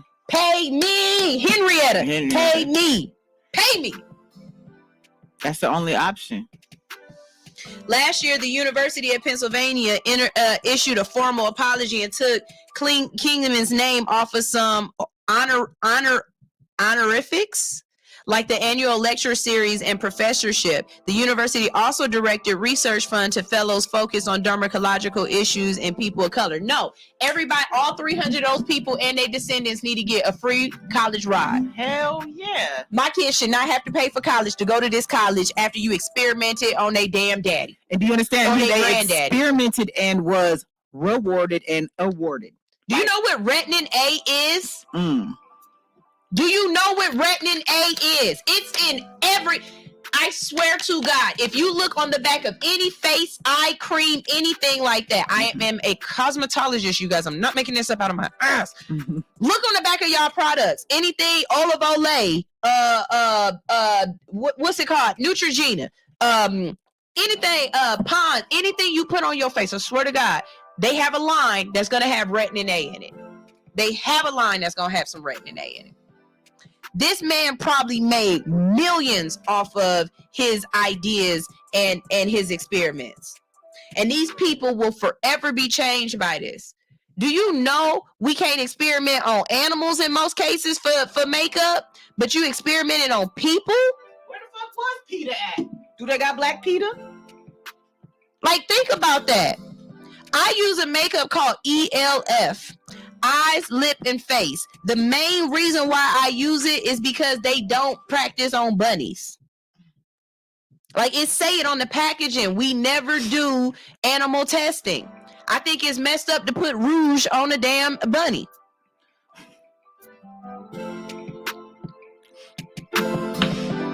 So why would you do it to Tyrone, Earl, and Jamal, and Albert? This ain't cool. It isn't at all. This ain't cool. And they chose their victims because that's what they were. The victims. Like you said, they were illiterate. They were incarcerated. They were in that no man's zone. And don't think they wasn't pulling people off the street just for experiments, y'all. How you feel about this, friend? It just fucks with me because I'm like, you said something earlier, like stop apologizing. Yes, stop apologizing and acknowledge what y'all have done, because those apologies are far and few between. They are not from the person who did it. They are not from the society that allowed it to happen. They are not from the people who rewarded and awarded these people. We need acknowledgement, and with acknowledgement comes a form of restitution. Mm-hmm. We understand the money part. We get it. We understand, but there has to be some kind of change. Mm-hmm. And the fact that this is the story now, I know 1,000% sure it is still happening in some shape or form. Go to Louisiana. I bet you it's happening. Guaranteed. And I hate to say it, the southern states tend to be behind. Mm-hmm. And I'm pretty fucking sure there's no reason that we make up 10-12% of the population, but we are like the majority of the prison population. It's because we get lost in there, and it's designed that way. You know what I mean? So stop fucking apologizing and acknowledge that shit and fix it moving forward. And it's going to take them white people who understand you may not have done it, but you're the one who's going to have to fucking fix it. I don't care if you didn't do it. Are you benefiting from it? Absolutely. Because if that professor had tenure, any experiments, anything that he gained from that is proper. That is proprietary information and proprietary. The university owns it. Absolutely. So the university is still collecting residuals or paychecks or whatever from those experiments. Absolutely. Like I said in the beginning or in the middle or whatever I said it. All 300 of those inmates, anybody that is a direct descendant of them, or if they weren't able to have kids because of it, they cousins. Mm-hmm. They what? Oh my God, White Chocolate is watching. Hey, White Chocolate. Hey, White Chocolate. and think about the patents that were created off of these experiments. Right. Why not add these 300 people that y'all can? Right, actually physically put them up under there so they can get some kind of money, because this is absolutely positively one of the most ridiculous things. And again, like the women who became sterile and they can't have kids no more, they were definitely awaiting trial, or they weren't in a position and it's always the people who can't defend themselves and talk up and speak Absolutely. Up because they don't know what to say, or because they're afraid of authority figures. Like you fail to realize how many people will do something just because somebody who seems smarter than them told them to do it. Or someone who talks louder. They don't even got to seem smart. Faster. Some of y'all can't keep up when a person starts talking and they're laying out a whole bunch of information all at one time. And your brain can't figure all of that out at one time. So you just be like, And don't think your grandfather was in prison getting, I don't even know, face raped. I don't know how to say it, but you know what I'm saying? Face raped. I don't know how to say it, but you know what I'm saying? Some shit was happening to him he didn't want to happen, right? He comes home, gets out of jail. That doesn't leave you. That shit gets passed down to your kids, your grandkids, and that's why we're in the position we are now. And you wonder why he afraid to go to the doctor. Exactly. You telling him, granddad, all you got to do is go to the doctor and let him check your prostate. And he's sitting up here like, man, when I was in jail, the things them doctors was doing to me, it ain't no way in hell I'm about to let some doctor on the outside touch me. And then you wonder why when we get pulled over, sometimes we keep going. Bitch, we scared. Like innately, like it's just in us. I have been kidnapped by the police. Literally, I have been kidnapped by the police. I promise y'all I'll tell you this story one time. But when I tell you, every time I get pulled over by the police at this point, I immediately start sweating. My body has a reaction that I have absolutely no control over. And the last time I got pulled over, I was gripping the steering wheel so hard, I told the kids, don't talk, don't move, don't take your seatbelt off. And because I was in Tyrone, Georgia. It would have been different if I was in Atlanta, yeah. but I was in Tyrone, Georgia, so I didn't know what was about to happen. And ain't no Tyrones in Tyrone, Georgia. Exactly. So I'm gripping the steering wheel, and the police officer walked up to me. He saw that I was physically like afraid, and he was like, "License and registration." I said, I said just like this, my purse is in the back. I'm going to reach to the back to get my purse, to get my license. Is that okay, officer? Mind you, I'm ignorant. And I've only rolled down my window this much because I've seen way too many videos where they put their hands in, they try to snatch you out, they try to snatch your key. You're gonna have to break this window to get to me. Yeah. Can I go in the back, officer? And he's like, yeah. He's like, I just was stopping you because you got a light out. Everything's okay. I was like, all right, bet. But we don't know that. I don't know that. We don't know that. My body don't know that. Right? If you eat ice cream, you expect it to be cold, right? That's kind of like we see the police, we expect them to be doing some fuck shit. Because proven they have. You know what I'm saying? And you can't be mad at me because I don't have control over this reflex of this trauma, of this PTSD that I can't get rid of. You know what I'm saying? And think it might not have been you, but you look a lot like. And think if these people wouldn't have came out and acknowledged it, it would just be black stories. It would be going on, but it would just be our word versus theirs. No, y'all tripping, y'all crazy. Nobody did that to y'all. Yes, they have, and they are, and they're continuing to. So that's why when we say, and this I'll go back to vote local. You vote for your local sheriff. You vote for your prison commissioner, whoever the fuck. You know what I'm saying? It all goes back to all of that. So yeah. Yeah, I hope these people find somebody who can find another way to make sure that they get what they supposed. Where is John Carter? I don't know. Denzel? That's Denzel? It's somebody. It's somebody.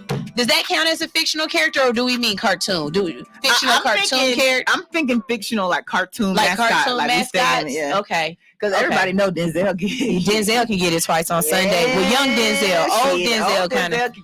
You like daddy. I do love daddy. I do love daddy. Y'all, it's time for another commercial break. When we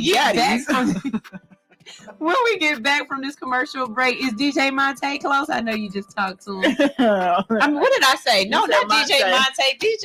Well, that's it within the. Okay. Yeah, but no, Jelly. Jelly, he close. Okay. Well, yeah, he close.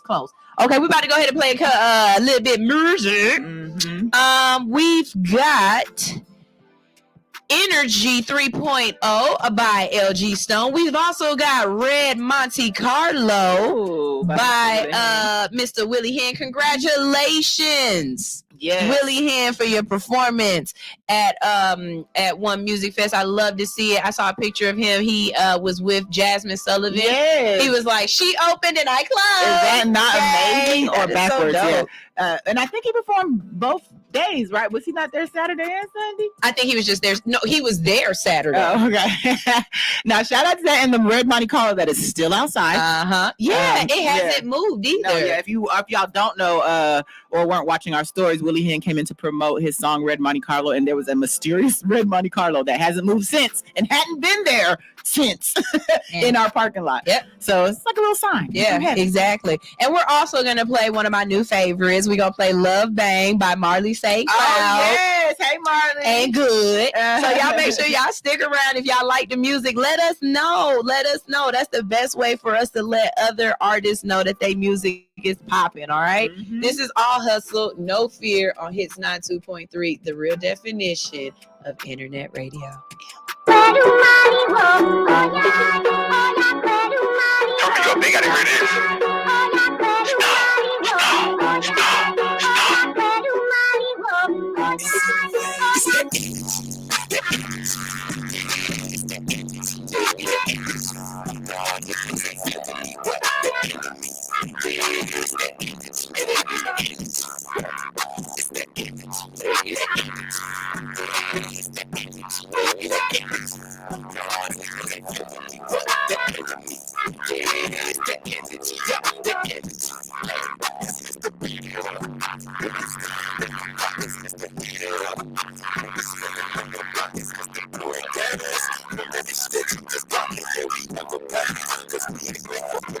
We all up on the gas. smash brothers. Now we talking scraps, gotta get it on it. Yeah, we pulling up in these brothers, jumping out in all black, smoke sauce and gorillas. That's that image, that image. Yeah, it's that image, it's that image. Nah, niggas ain't feeling me, but that image. Yeah, it's that image, it's that image. It's that image, it's that image. It's that image, it's that image. Nah, niggas ain't feeling me, but that image. Yeah, it's that image, that image. She just trying to get it.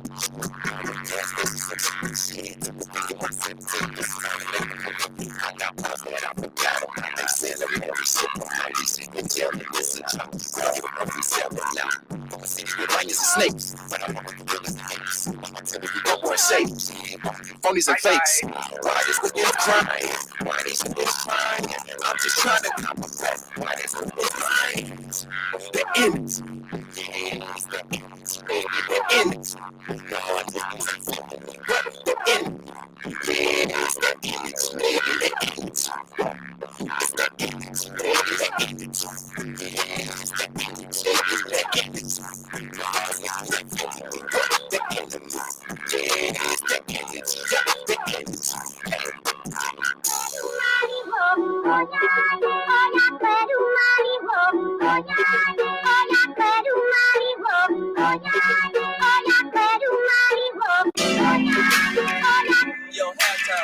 It's another beautiful night amongst the twilight, and you in the best place in the world to be, on top of the motherfucking moon. From the days of the Willie Inn and Ken the Missy, featuring the legendary Music Soul Child. This one is called Red Money Carlo. Keep it locked right here on Glass House Radio.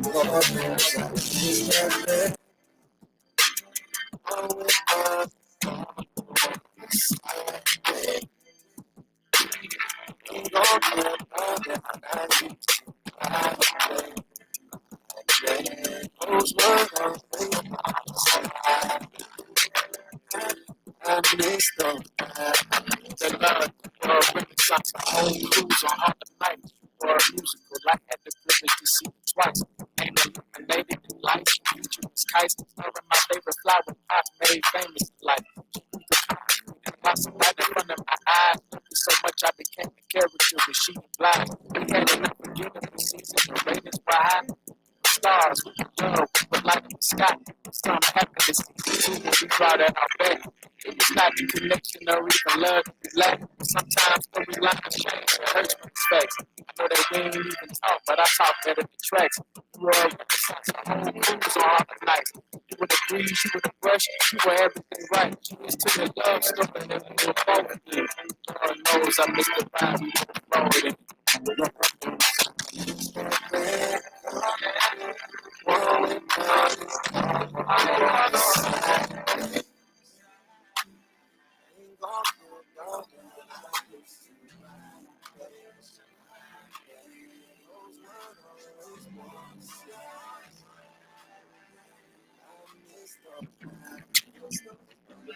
Remember the drive we rode the satellite beach, which inspired the classic, but you inspired the reach. Did something for the city, bro. You taught them to love. Purple Heart Highway, I never thanked you enough. I never thanked you for the night you really shined. It was night under the darkness, but you came to Vegas, wanted to fight. Lit it up, and that's why this is the longest to write. Forever must be nice, but really is life. I heard that makes the heart grow fonder and fall. I mean, we could have traveled, but the rough with the car. It seems like time has got a hold of us. It's not letting go until we do. But who am I without the star of the show? That's all life is trying to get me to see. Set my mind free and then I find. I don't know, this was tough. Don't mind me. That red car and you, good times. It reminds me. Lord knows.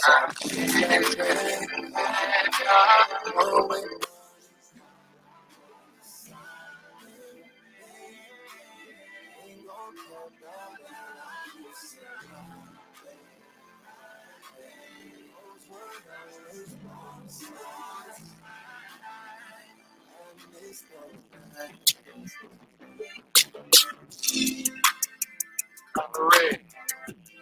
Yeah, that's what we call it. I still have that car right now. I take it back down to Satellite Beach. That's what love was, you know.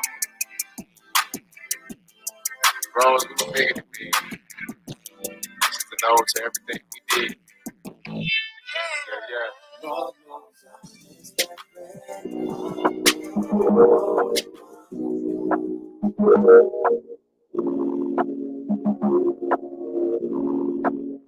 Going insane. So maybe I get too focused on you. It's changed. Yeah, I'm really nervous. So I can get close to you. No more games. I'm not playing. Players to play my music. Gotta play you. Love back. I keep waiting some. Yeah, you feel it too.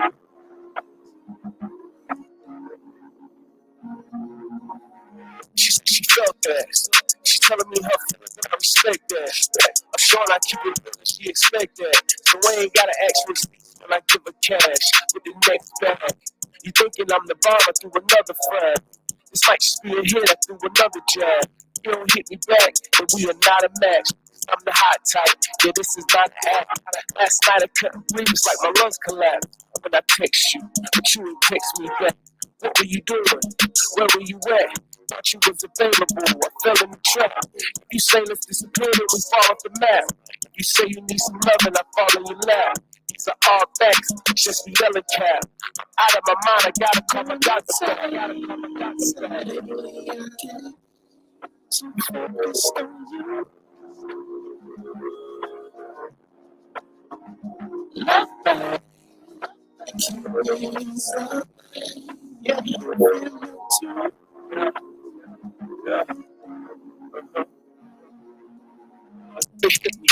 Maybe it's the tequila, yeah, I'm litty. Still running my game and it's crispy. Never breaking this up like a Rice Krispie. Gotta stay sticky. Tonight I'm going out and you coming with me. We gon' pour it up in the best thing. Throwing smoke in the air like the old hippies. I got you going wild like you don't quit. My game type, I step back, I call game. Like the buzzer beater, got the ops going insane. Since I brought you here, I know you leaving how you came. And the plan is to have you come over again in the game. And now you got it all the game. Came for the appetizers, you got the main. Trying to build with you, that's why I brought the crane. Halos in the room, baby, don't say. Too focused on you. It's changed. Yeah, I'm ready and nervous. So I can get close to you. No more games. I'm not playing. Players to play my music. Gotta play you. Love back. I keep waiting some. Yeah, you feel it too.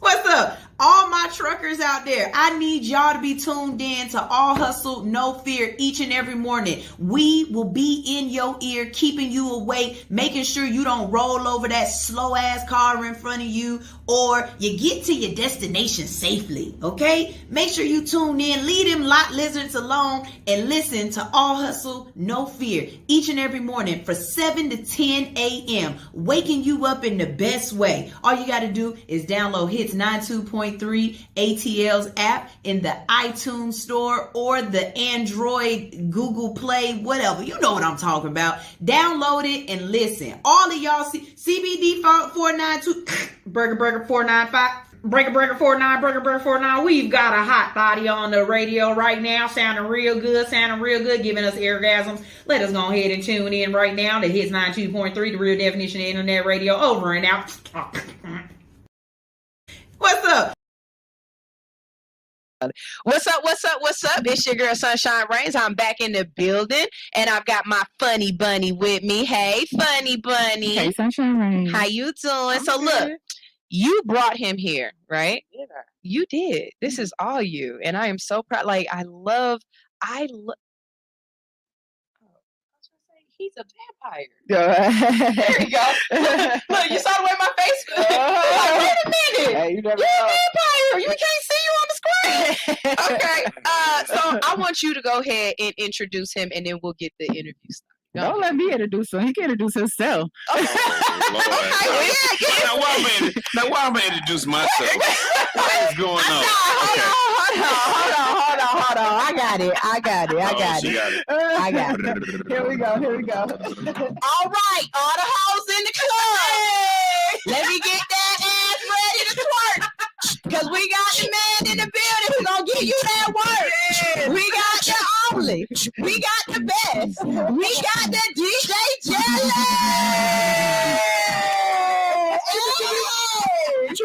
DJ Jelly. What's up? Here we go. We have Mr. On Camp Records in the building. Oh, We got wow. Mr. OATL. Oh, wow. We got Mr. I'm gonna kill your subwoofers, your tweeters, and rattle your trunk, bitch. Oh, wow. Okay? Oh, wow. We Okay. got Mr. Y'all is really just trying to remix the music that I already made. Ooh. He stole my format. Yeah. We got Mr. I already did it and done it. And well, I did it well. Yeah. Mr. I already knew them. I put them on. I like that one, though. Lord have mercy. What's up, Jelly? How are you Grand doing? Rises. I'm good. How you Oh doing? shit, you know he toxic. He a grand Oh, he a riser. grand riser. Okay. Oh, he toxic like that? Yeah. Well, the new one is Rich Riser. You know, Rich you know. Riser. Okay. You know how guys treat us now. You mess around in Grand Rising, the guy, he be like, oh, hell. Oh, wow. What does that mean? Okay. Yeah. No, No, I'm good. How y'all doing? Like, We good. You know, we wake up early. It's Libra season, so I'm about to be a little bit older. You know, that vintage vagina on deck. both y'all so- Libras, huh? Yes. Wow. Big Libra energy. It's big Libra Big energy 40. here. That's No what's more up. itty That's bitty what's up. My bitches. sister's birthday was a couple of days ago. Okay. Okay, so What you y'all, well y'all, versed. y'all wild out? No, she back home in St. Louis. She chilling. Oh, okay. Mm. So let's get started there. You said back home in St. Louis. Yeah. That's something I didn't know. I thought you was from Atlanta. I came here when I was 18. A Yeah, right. But I spent most of my life here now. Really? Yeah. Yeah, so- You a transplant like I me. am. Definitely. Hey, it's all good. But I'm ATL royalty. It is what it is. You know, Yeah. like Dominique or somebody. Yeah, man. Damn. For That was a real. throwback there. Okay. Yeah. Yeah. What brought you here though? What made you Music, come here? music, just a quest for music. My mama was reading an Ebony magazine. I saw Bobby Brown was building a gazillion-dollar house in Atlanta. I said, "Oh, that's where I'm dipping." Shout out to Bobby Brown for bringing I literally saw that and was like, "I'm gone." It was I saw it. I can see my mama at the couch now looking at the magazine. I'm looking at her like, "Damn, oh, that's where I'm going." Damn. Really? Okay. Yeah. So you just The know things that's that kinda make intuitive. people, you know what I'm saying? That's dope. what sparked in me. So for the young gents that don't know you, Okay. for the they not? Percocet babies out there, that's what we call them. Percocet baby. Yeah, I like that. yeah. Percocet babies is anybody born from 2000 until now. Okay. Okay, and actually we're trying to find a name for these new kids. We're gonna call them fentanyl No, babies yeah, the 'cause they fentanyl bite. babies. Yeah, They come out with biting. teeth. Yeah, they yeah, just come with teeth. yeah. Okay. all Yeah, right. that's them water boys. Yeah. Them fentanyl babies. But Interesting. yeah, Shout out to Water Boys. you know, us crack babies, we already know you. Wow. Mhm. If y'all crack babies, then I'm a heroin baby. Let's say that. Yeah, we say that all the time. That's that heroin era. Candy, You know what I'm saying? yes. Yeah, I was with that booger, booger sugar baby. But, for the folks who don't know you, who Okay. don't know how, like I said, a lot of the music that we're listening to, you know, the stab music, how you had such a hand in that. How would you tell them? How would you describe to them who you are? I mean, I would just tell them, like, look, when you think about all the music you love now and that's been around, I'm one of the premier DJs of Atlanta that helped really pioneer Atlanta hip hop across the world. Like, straight up. I'm one of, notice I said one of them because Right. I'm part of the arteries and everything that pumps through Atlanta music, you know, especially coming from the 90s until now, even now. So, you know. So as a DJ, I know a lot of DJs. Alex knows a lot of DJs because of what we do. We understand what a DJ is for the club or for the music industry or whatnot. But again, for those people who don't understand that craft, who don't understand, you know what I'm saying, what makes the DJ so special, why is the DJ so important, explain to them how you control the crowd, what makes what you do special. I mean, your DJ is a good DJ, or a lot of people these days are really calling themselves DJs, but the difference when they're a playlist maker. They're playlist makers now. I mean, it is what it is, y'all. Y'all got to learn the craft.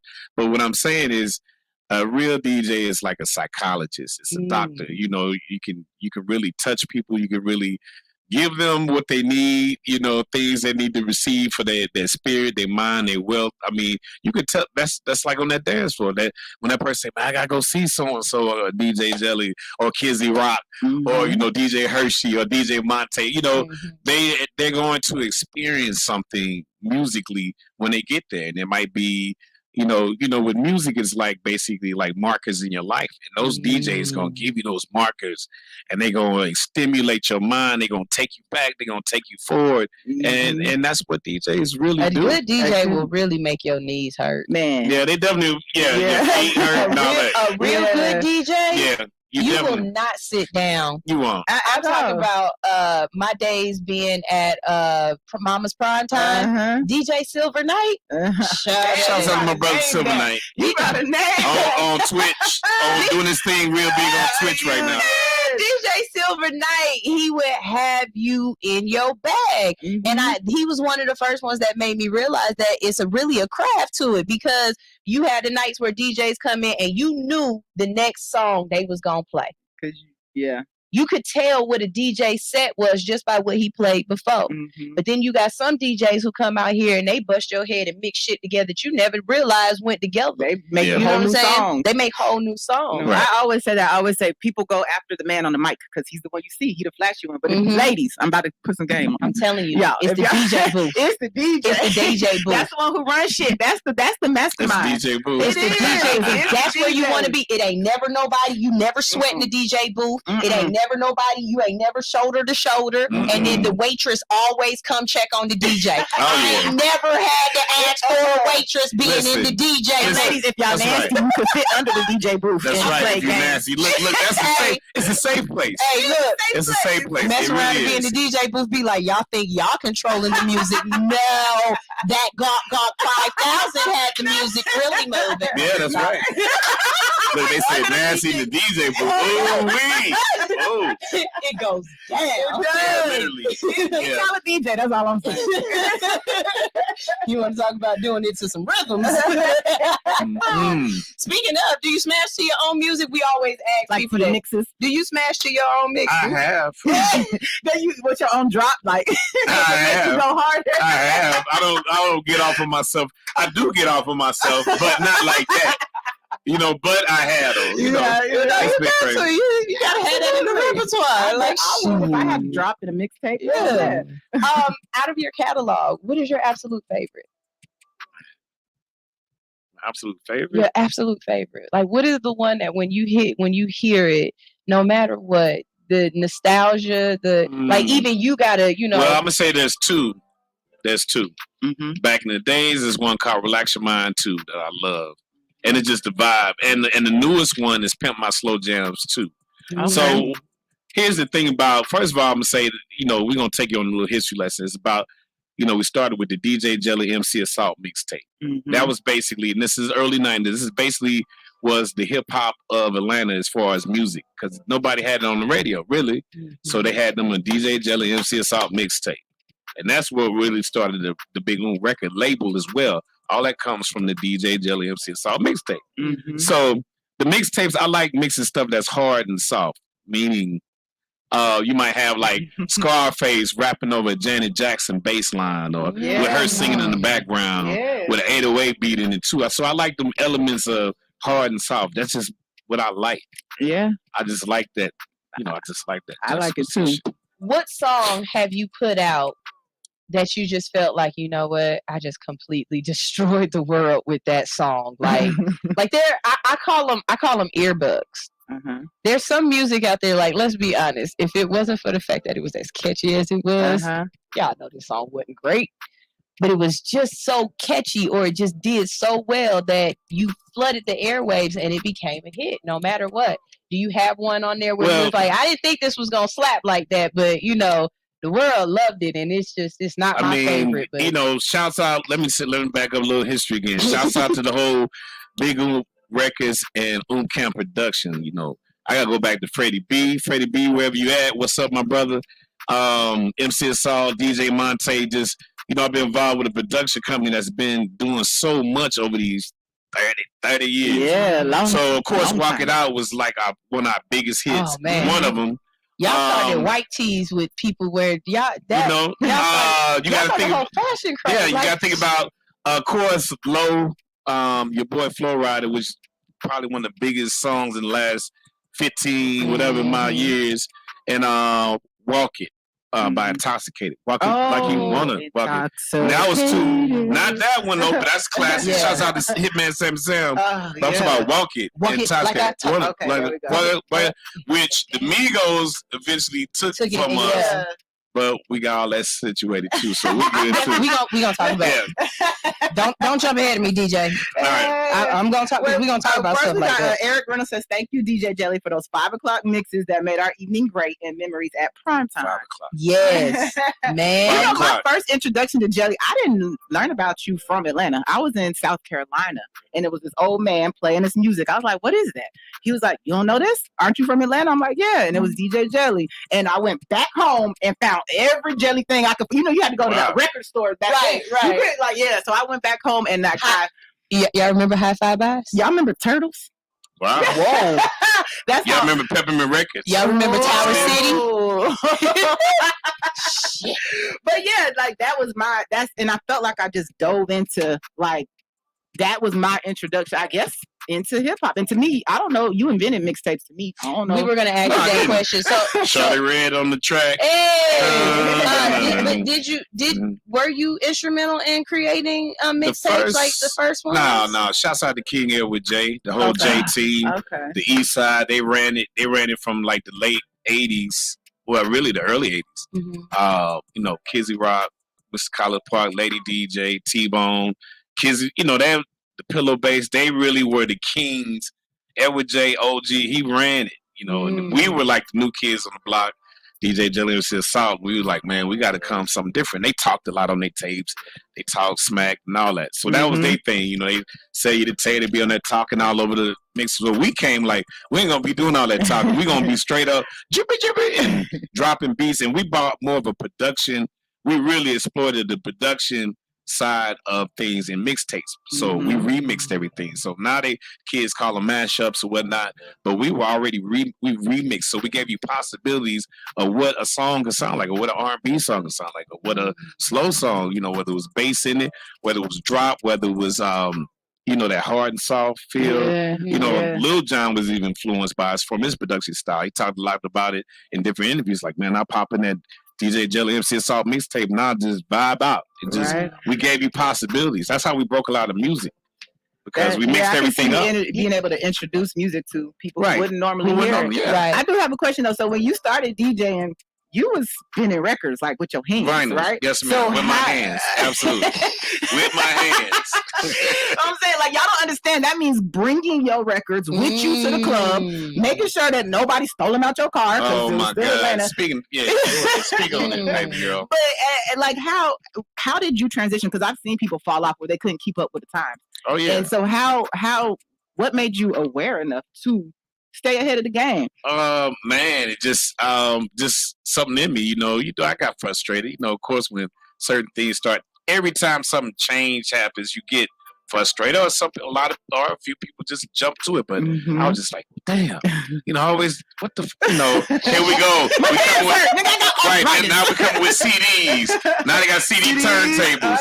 Then it was like, okay, now I gotta go get now I gotta get a laptop to play so I was mad, but I just, I'm in business. So I said, I gotta survive, gotta pay bills, and I had to make those transitions each time. And now now that we're in an age of technology and more, advancements start happening, I'm excited. Yeah, because your Twitter not your Twitter, but your TikTok is What's It's up? coming. It's coming. Your TikTok You know, it's is coming. cool. No, like, It's coming. but I love just how DJs are moving into different realms. I want to know how the hell TikTok allow y'all to play the music and I can't play my music on. Like, what is it that DJs is doing that I can't do? I think it's because I don't know. They got a switch that they hit. I'm telling you, they the puppeteers. They the masterminds. For me, I remix a lot, so they can't detect everything. You know what I'm saying? That's how I've been able to maneuver on all of it. Twitch is like where I'm at right now. That you can catch me every Monday. Yes. I'm on from 7 to 11 p.m. with my crew on Twitch. So please connect with Twitch. That's a really good place for a lot of DJs, and East Coast DJ, West Coast DJs are running it. I don't know what's going on with the South folks. Shouts out to Mr. Kyler Park. He on there. Oh, okay. Magic Mike on there. But it ain't a lot of South DJ. Yeah. I mean, you got so many hellos. I love you. Yes. DJ. Yes. He my DJ. Yeah, exactly. So for the people who knew you from the radio, how did that transition come about? How did you go from the club to being on the radio? Well, I mean, the program director at that time, Tony Brown, back in the days for V103 in the early 90s, he was like, man, Jelly, he hit me up. He's like, man, I see what y'all do in the streets. I need that on my radio station. He was like, okay. And, you know, and then my crew, but they wasn't really. Like, man, we doing it. You know, we working on mixes. We in the streets. We did it. You don't need to be doing that. But my partner, Voodoo, shouts out to DJ Voodoo, Boom Camp All Stars on IG. Voodoo. He was like, Jelly, man, you got to do this. Like, he one of my best buddies. He was just like, man, you got to go and do that. I was like, yeah, you know, you're right. So I just started going out, working on that. So in the early 90s, I started, you know, during that time, New York music was dominating, West Coast was dominating. So I started playing all the Outcasts. I was like, man, this was going on. These folks right up the street. I was like, this is what's going on. So I started really as a DJ, just, you know, as a DJ, it's almost like you're a cheerleader, or you got to let the world know this is exciting. And that's how I am. It's music first for me. I'm a fan. So I'm excited. So I'm just on there playing the hell out of some Outcasts. And then that's how that started happening. That was kind of my first introductory into really starting to break music on. And I didn't know I was actually breaking. I was just excited to play it on the radio because I had the platform. Like how I be. Yeah. I promise. So for me, I got into the music side of this because I have a little brother named Joey H. He's doing really well up north in Ohio. And well, not just Ohio. He's working that Midwest circuit. He's working at Midwest circuit. And I was saying to him, I want to get you down here in Atlanta because the music scene in Atlanta is very different. You know what I'm saying? It's a lot of camaraderie, but every single night there's somewhere you can go and get on a stage and put your shit out there. And if you're good, if you're really good, the people love it. When I tell you, I have artists that I play from Dubs of Hash to Jay Austin, Dope Diana, doggone Highness Movement. Like, we've got so much good shit on here. Ego with we say, you little bitch. Like, all of them, I play their music because I'm a fan. Yeah, excited. You know what I'm saying? I'm excited about it. And then I'm very big on visuals. So I grew up with the Remember the Time video. I grew up when music videos were movies. You know what I'm saying? When cinematic. When you had a Hype Williams. Who was ahead of his time. Very ahead of his time.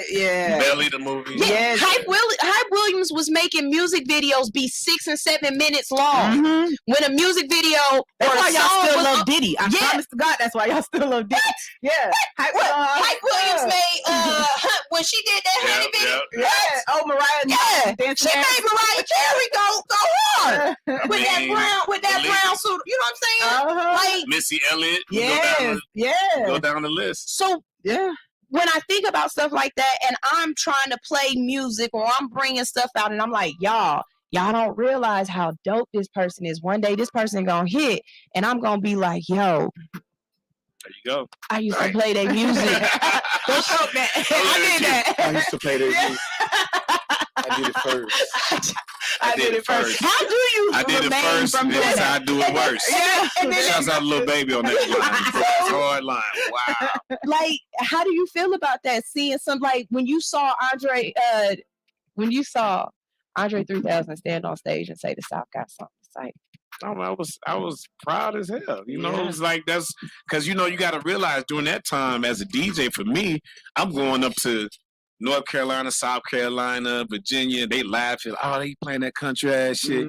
You know, they laughing like literally, like you a little kid in class. They laughing at you like they really. They used to gawk. They used to be like, look at this. You know, they really did. They didn't understand it. They didn't understand Atlanta, and to even to this day, to me, I don't even think the industry really understand Atlanta. They just riding, and Atlanta's been really running the game since 2000 on the cool. Probably the longest than anybody has now, the way it is. Yeah. But people really understand the culture here in Atlanta. It's just it's a very different place. I tell people, and I travel around the world. It's a very different place. Let me tell you something. 100 miles north, south, east, or west. You are in a completely different. You in Georgia. You in a completely different district. This right here. This right here. Atlanta is its own fucking. It's different. Once you get into this city, the energy is different. I'm gonna tell y'all how I knew Atlanta was different. So I'm originally from Ohio, but I grew up mostly in California, right? In California, I could listen to the radio and I'm gonna listen to pop. I'm gonna hear Blink 182 and then I'm gonna hear Selena. I swear to God. And it's only one station where I get to listen to any black music. Okay? But I promise you, El Corazon. Shout out to Selena. That's right.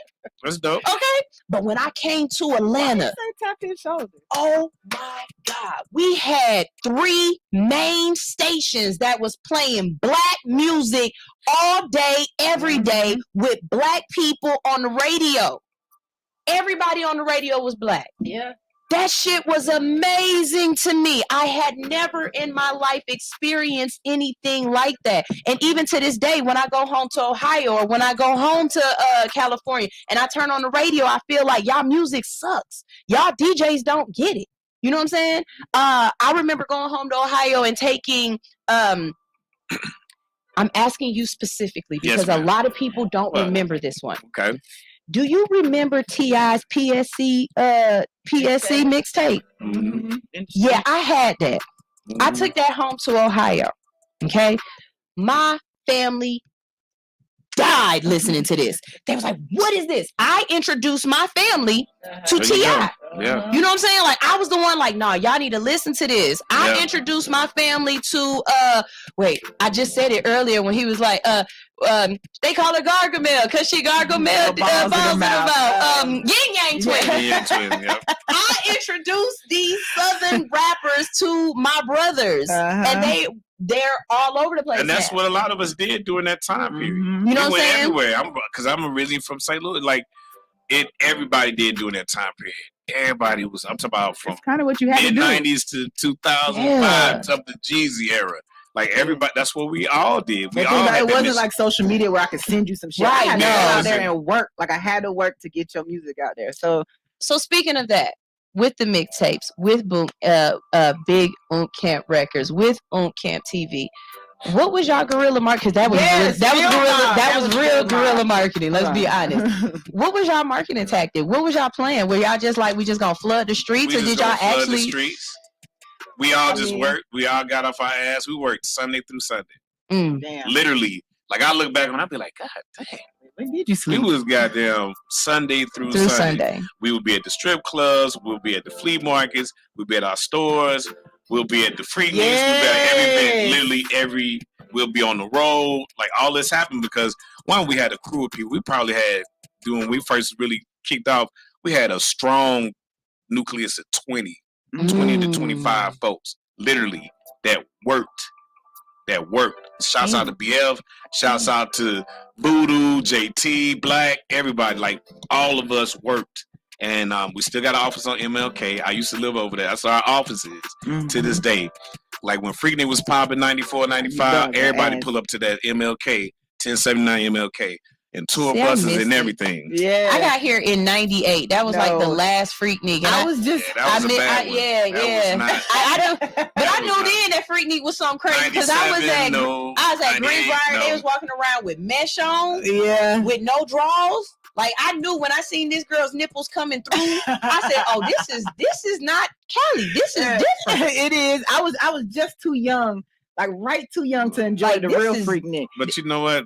I mean, Montana. Well, yeah, they maybe a couple of years older, but we had them. They was kids, Baby D. They was kids. They was Oh my rocking out God, with us. Baby D. Yeah. Oh God. Everybody got a Baby D story. He pulled up to prom in all red. He was dating this chick named Tiffany. She couldn't pass the graduation test. Shout out to Tiffany. I don't know if she graduated yet, but they was fly as fuck. Tiffany, was she from New York? I don't know where she was from, but I know she wasn't. We ain't gonna call her out. Anyway, We ain't gonna call her out. But she was so cute. Last time I saw her, she was sitting up on a pillar at the bounce. So I'm Oh guessing my her Wow, life that went was that way. okay. The bounce. Yeah, Store. yeah. Now it's called the Bank. Is it? It's about to open. It's amazing. Are you in the club? Is Really? it a nightclub? It's Because I remember That Troy. place about done to go been down. through. It done went through a It was church. a And church. everything. Yeah, Troy bought it went at through one several time. se- Make Hell, T.I. bought it at one time. Hey, Wasn't it? I'm not sure. Across the street. Funny little story. I remember back in the early '90s, we bought 8-Ball MJG there. Me and Oomp in the South. Ooh. It was the waitresses, security, and the owner. That was the only people there. Mm. This was before 8-Ball blew up. Yeah. I was like, they the shit. I've always. This is '92. Yeah. So that. But anyway, but speaking of that, it's called the Bank now, and they about to open. I'm not sure the date, but it's amazing. It looked like you in. I don't even know if I'm on Bankhead. It look like you feel like you in Vegas somewhere. It's on some other shit. I hope it pop off though, because I missed the bounce. I ain't gonna lie. I was called the sneaking in. Bank. Yeah, the But bank. anyway, the bank. The bank. So what's new for Jelly? Like what how does Jelly change the game yet again? Because you don't seem like the type to be wanting to stop anytime soon. No. You look Of course young not. as hell. I No, mean, I'm you not about to got stop. you got that black chocolate thing going for you know that melanin. Look, That he's melanin blushing, keep y'all. the skin tight. You know No, what I'm it's saying? just, I mean, I'm involved in a lot of stuff. I mean, I'm always involved with artists, always consulting. Shouts out to Chico Fue from Florida. Chico, and he in our Baby comments, D y'all. who bought to us. I've been rocking with OG Wick. You know, Wicked from Ghetto Mafia. We just did his birthday over at Miss Sharon. Shout out to Miss Sharon, who has a Raleigh's now. Much love to Sharon. That's Sharon Showcase. Triple Sharon? RJ. Sharon Showcase, of course. Yes. That's the queen of Yes. Atlanta. Yes, she is. So I do a lot of that with a lot of artists on a regular basis. I'm involved with a lot of microbrews, breweries. Really? Blacktoberfest is this week. I'm doing a collab with Schoolhouse over in Marietta Brewery. Shouts out to everybody, Tom and everybody over there. L Sharpton, what's up, my brother? You know, I'm involved with a lot of biker communities. I do a bike night called All Wheels with Cigar Sneakers and Chrome. We do that every Tuesday at All In. It's like crazy. You got all the Harleys, you got the Jeeps. You remember Front Runners? Front Runners, I do. I used to make they patches. Used to make their patches. Man, Look at back you. shirt. Yeah, you working. She stay with it. It sounds like you haven't stopped though. Like you say Sunday to Sunday. It still sound like It don't sound like you Sunday to Friday yet. You still sound Sunday to Sunday. Also involved with a festival called Weirdo Fest that's coming in the springtime. Shouts out to Coda, everybody. And the Weirdo Fest is basically a festival where you got people who that you wouldn't expect from Atlanta to be doing the kind of music they do. So it's all about creativity to me. It sounds like you just able to pivot and get in where you need to get in. I mean, I'm a fan. Remember, I told I'm a fan of music, so that's what excites me. So I'm always being nosy. I'm always investigating, and I'm always chilling. How do you? So I know millions of people come up and say, "Hey, play this." Like, play this. How do you every pivot. No, but every conversation is different. No, seriously. Sometimes I feel the energy and it's different. Like I can tell. Like, oh man, I feel it. You know, and sometimes it's like, okay, here, take down my email or whatever. You know, but every conversation is different. So there's no one. So what's your fee? How much I got to slide you at a booth to get you to play my? Yeah, like is that really how it is? Like, you know, you in the DJ booth, you be like, "Hey DJ, I need you to play this song." Now Keep some dancing. people might come and drop all night long a couple of whatever. And, you know, I'll be like, man, no. I'll be like, well, you know, okay, whatever. I'll play 30 seconds. No, you know, but no, it ain't even about that. But it's about really. It's really about the attitude, in all honesty. It's about the approach. Yeah. So that's important to me. If people, you know, it's an etiquette. Like if you're an artist, and this is for every artist that's out there. If you're an artist, if you're a label owner, the first thing you need to do when you walk in a club is go straight to DJ. Absolutely. An artist, when you send your people, I was gonna say underlings. 'Cause I don't want to disrespect them, but when you see your folks, don't do that. You, as an artist, you need to come to the DJ. Wait, y'all hear that? He's saying get out of Instagram and come to the DJ, right? Come to the DJ. You got to, as an artist, go to the DJ first. When you don't even sit down, just go and introduce yourself. Mm-hmm. Just do have the common respect. Yeah, because you in his house.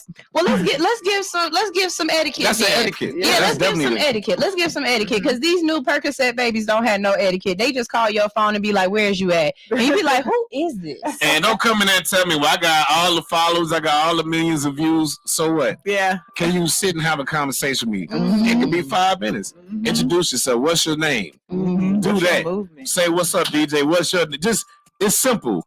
Just say what's checking hello. in. How do you feel Check if in. a person don't know you? Do you feel like if somebody I don't get offended. Really? No, I'm way over that type of shit. No, I don't get offended. Like that's cool, especially if you're young or if you're from somewhere else. Because I know Atlanta is its own microverse. Yeah, it is. So it just is. So people got to get people still to me ain't hip. I see a lot of people, especially like in media in New York and California print.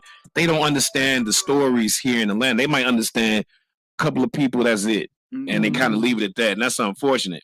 And I think for Atlanta, all us Georgian folks, all Atlanta folks, we got to start writing these stories. We got to step our game up in the media and really take over and let people know our story because people going to write it for us. Yeah, it's going to get We can't sit around. It's going to get... Yeah. We got to stop all that. We got to step up, continue to do podcasts and these shows like this and talk to these folks and let them know what has happened and what is happening in Atlanta. We got to do that. Period. Absolutely. I say all the time that whenever they do the next big documentary about Atlanta, I want to make my mark to the point where they have to come talk to me. Yeah.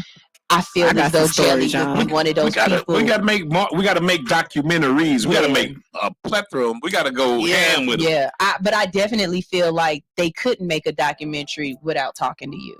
Who are some other people that you feel as though were so influential in Atlanta that they don't talk about that they need that may not be known? Right. Well, BS and Kirk and Rashida. Really? The Capers, they was around when I first started. Yeah. So you don't feel as though even with all of the love and hip hop stuff that they really get the music love that they should get? Not at all. Not at all. Yeah. Absolutely not. Of course, Pastor Troy. Well, Pastor Troy, wait a minute now, because Condi, Pastor Troy's videographer. Okay. I be looking at them. Pastor Troy, he stayed very Atlanta knows. You think Georgia and Southern? Kilo, definitely Kilo. Kilo got write his story because there's so much. He's a guy, and he's on the new Beyonce album. Shouts out to Beyonce and them for breaking them off. Yeah. That was a beautiful thing. Got points in the album. That was beautiful. Hitman, Sammy Sam. Yeah. Sharon Showcase. Mm-hmm. You know, you got. I mean, we could be here to the next show. If I tell you the list, it's a list. It's a list. We got people folk who ain't even rappers that gotta be a part of the story. Yeah, that's the people I want. The ones who were sitting there in the background without the mic in their hand. Yeah, and just helping paying attention. and making stuff happen. Absolutely. For artists and DJs to maneuver. I'm here for it. So when we shouts out to Mike over there, Blue Flame, Mike. Who had the 559? Yeah, the strip club gotta be in this situation. That was the first time I ever had a dude in a wheelchair ask me for a dance. I was like, "Is it a lap?" I got no choice but to be. Shouts out to Magic, Baby Magic. That was my first DJ job. Let's talk about that. Yeah, let's talk about that. How have the strip clubs been influential in the music game? Like, well, I know in the from 90 to 2000, I would say up into the BMF era, it was extremely influential. It's changed now because of technology. Obviously, you got tastemakers, you got people on their computers and algorithms and all that old mess that's really clouding and throwing people off, and they don't realize it. But the strip clubs, I mean, that's I call it like the black man's golf. That's a spot. Great way to look at it. You know what I'm saying? Like we play golf right in there. I'm gonna eat lunch at the strip club like it's nothing. You know what I'm saying? Just relax, like chill. Yeah, wow. That's a golf course. Oh man, that's a great way to look at it. That's a great way to look at it. Now I feel like I need to go to the strip club more. Like I ain't in there enough to go golf. Yeah, I mean, because Your honestly, like but I mean, like, think about it. If you were a lawyer or if you were in politics or something, you would learn to play golf. Yeah. If you're trying to be a DJ or an artist, you need to be in a strip club. In the music industry. Yeah, you need to be in a strip club. Absolutely. Wow. I like that. I like that. Shouts out to Magic again. And DC, the Brain Supreme for Who That Is, gave me my first DJ job. I used to live across the street from him. See? That Alex. See how it's a full look at all this energy. It just goes It's some real Atlanta shit. Yeah. So we have somebody on here now. His name is Eric Reynolds. He said, how do you get in contact on counseling and consulting? I can read. On consulting from DJ Jelly. You go to let's see here. I'm gonna pull it up. Now I'm on the real though. First of all, you can hit my IG page, DJ Jelly, the number 4 in real, DJ Jelly for real. It has the booking information on there, and that booking information you can either book or make that arrangement. Yeah, I went ahead and put in the comments, Eric. It's up there. Okay, awesome. Mm-hmm. Peachy Tea Time, she has a show here on Hits as well. She does crime and like let you know about things that are going on. Yeah, man. ID channel. Woo, yes. But for black people and let you know about, folks that's missing and stuff. You know what I'm saying? So check her out. Peachy Tea Time with a Y. She said, I'm from Michigan and I heard of Rashida and Kirk, but from Love and Hip Hop. Yeah. I'm glad to hear that they was the first people that you named. I need to know more about them besides Love and Hip Hop. Yeah. Man, y'all, let me tell you something. And they good people too. Just that was a teacher said, "Oh, Rashida was that girl." Yeah, she was Rashida killing can rap, dog. Rashida can rap. Yeah, she can rap. She go in. I'm talking about. I used to see her on the road when I would go to Germany. Really? Yeah. Rashida was spitting. Yeah. So, okay, let's talk about that. They love us more across overseas, don't they? Yeah, like our music. I think just the thing with anybody outside of America, they respect entertainment and culture and art. Period. That's just the vibe. I don't care where you go. I don't care if you go to I'll be pascalizing, but just go to Europe and China and Japan. Like it's different. You know, and they ain't just black people. They just respect the music. They love art. They want to people. You know, in the Middle East, they for entertainment. They know what it is. Coming to America now, people don't dance. They looking at each other. They don't know nothing about the enjoyment of being entertained. Outside of America, it goes down. It goes down. So I love it. That made me think of something though, because we're gonna have to go to break in a second. But when you said they don't dance, so back in the days, dance crew. They don't dance no more. They don't dance no more.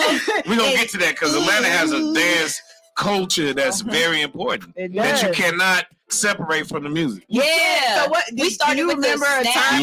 I'm talking before that. The yeek, the yeek culture is the foundation of Atlanta dance music, Georgia dance music. Yeek. I still see you have dance machines still pull up and do that guy. Is that man's name? He usually be on Old National at the Mexican. At the Mexican, he probably do. And then he be up in there. All of a sudden, all you hear is like, yeet. Yeah, that's very real. That's a whole different culture that you can't separate from the music. That's important for Atlanta. Period. It is. Yeah, definitely. So look, we've got a song right now that we're gonna go ahead and play. We got Chico Flay, who been in these comments. Man, and it was Phil Mob, not Yin Yang Twins. Oh, my bad. Get me right. I'm old. I'm sorry. But we got One Dirty Mix by Chico Flay. Tell us a little bit about Chico. Now I know Chico. Right. Okay, that's the big homie. But I want you to tell people about Chico. Why is this one of your artists, or is this somebody? It's not my artist. He's signed to Big Okay, and he's just an artist. And this I've always been like this with the art. He's an artist that works. He got good energy, and whatever I can do to help, that's what I do. Yeah. All right. Well, we're gonna go ahead and go to a break real quick. We're gonna play this song by Chico Flay. Chico. It should be one. Is One Dirty right here. This is All Hustle, No Fear on Hits 92.3, the real definition of internet radio. DJ Jelly.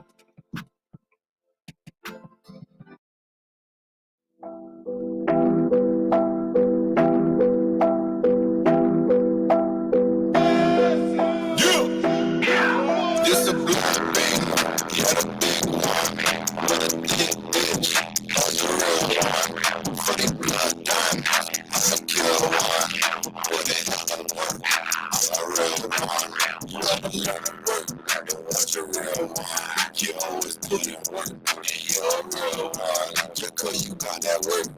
make a real one. But if you break bread, then you a real one.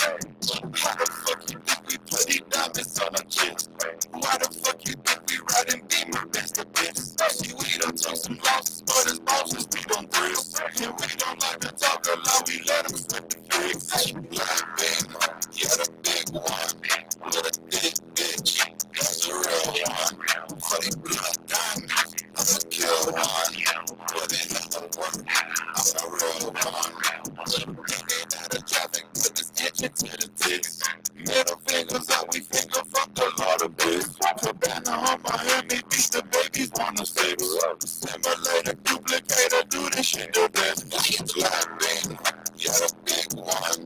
With a thick bitch, that's a real one. For the blood diamonds, I'm a kill one. Put in the work, I'm a real one. Lipstick on the 40, swear to God, the Beamer roller skate. My bitch, yeah, we paid for that. My bitch, blue power, yeah, she's naked. We never trust you like niggas, but work, we keep these bitches naked. You just call me shadow, cause I really bought it up and take it. Foreign bitches think they lit, cause we have properties. It's just some stinking shit, the rich will be on the top floor. See, we don't feed no land, cause we done lit this life. We poppin' out, turn the head, call them poster guys. Yeah, the big one, with a thick bitch, that's a real one. For the blood diamonds, I'm a kill one. Put it on the work, I'm a real one.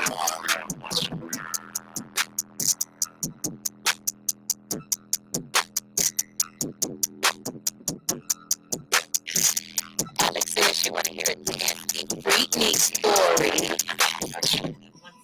She said, tell us something about Atlanta that we would be very surprised to know. You know what I'm saying?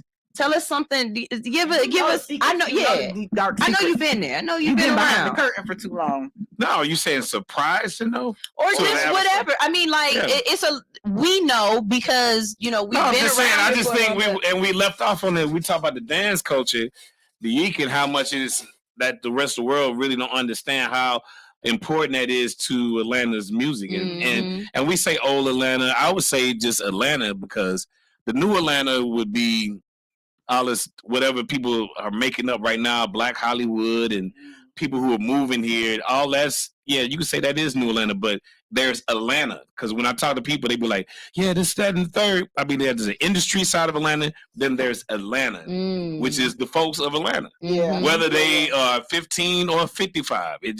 This is Atlanta to me. It ain't really, to me, it ain't, there's eras, right? You can say old Atlanta, new, whatever. But Atlanta is Atlanta.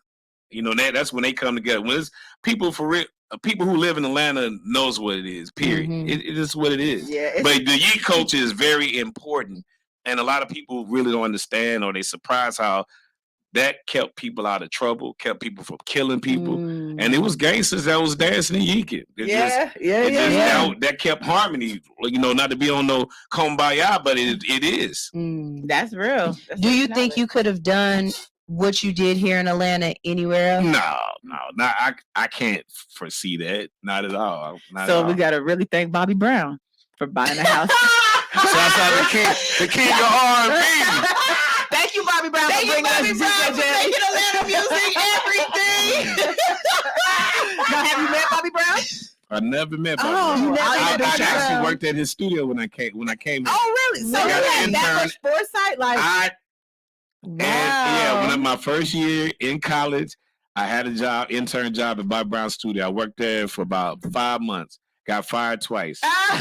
But he got rehired once, right? Yeah. Shouts out to Peebo Bryson for for saving me the first time for getting fired. Wait. Peebo, that's triple OG. Yes. Wait. Let the feeling flow. Hairline way back then. He was 30. His hairline was way back here. Shout out to Peebo Bryson for saving Jeff. He was like, man, he's a good kid. Really, shouts out to him. Yeah, that's hilarious. That's the story I want to know. Then DC Brain Supreme hired me. And I knew I was about to get fired the same time. So I had to get out there and hustle. And like a couple of weeks after I got fired, he called me like, Jelly, come on in to Magic City. I had never worked at a strip club in my life.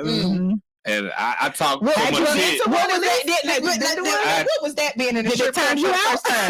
Hey, man, it was wild. The DJ booth. I mean, that shit was wild, but that was my real introduction into Atlanta. Like, I was going to college, but that was my college. Like, I really learned a lot working in a strip club. I bet you did about life and everything. About life and that. You right. I'm telling you something. I learned a lot working in a strip club. I ain't gonna even lie. I'm talking about a lot of good stuff and a lot of bad stuff. Yeah. So it is what it is. Yeah.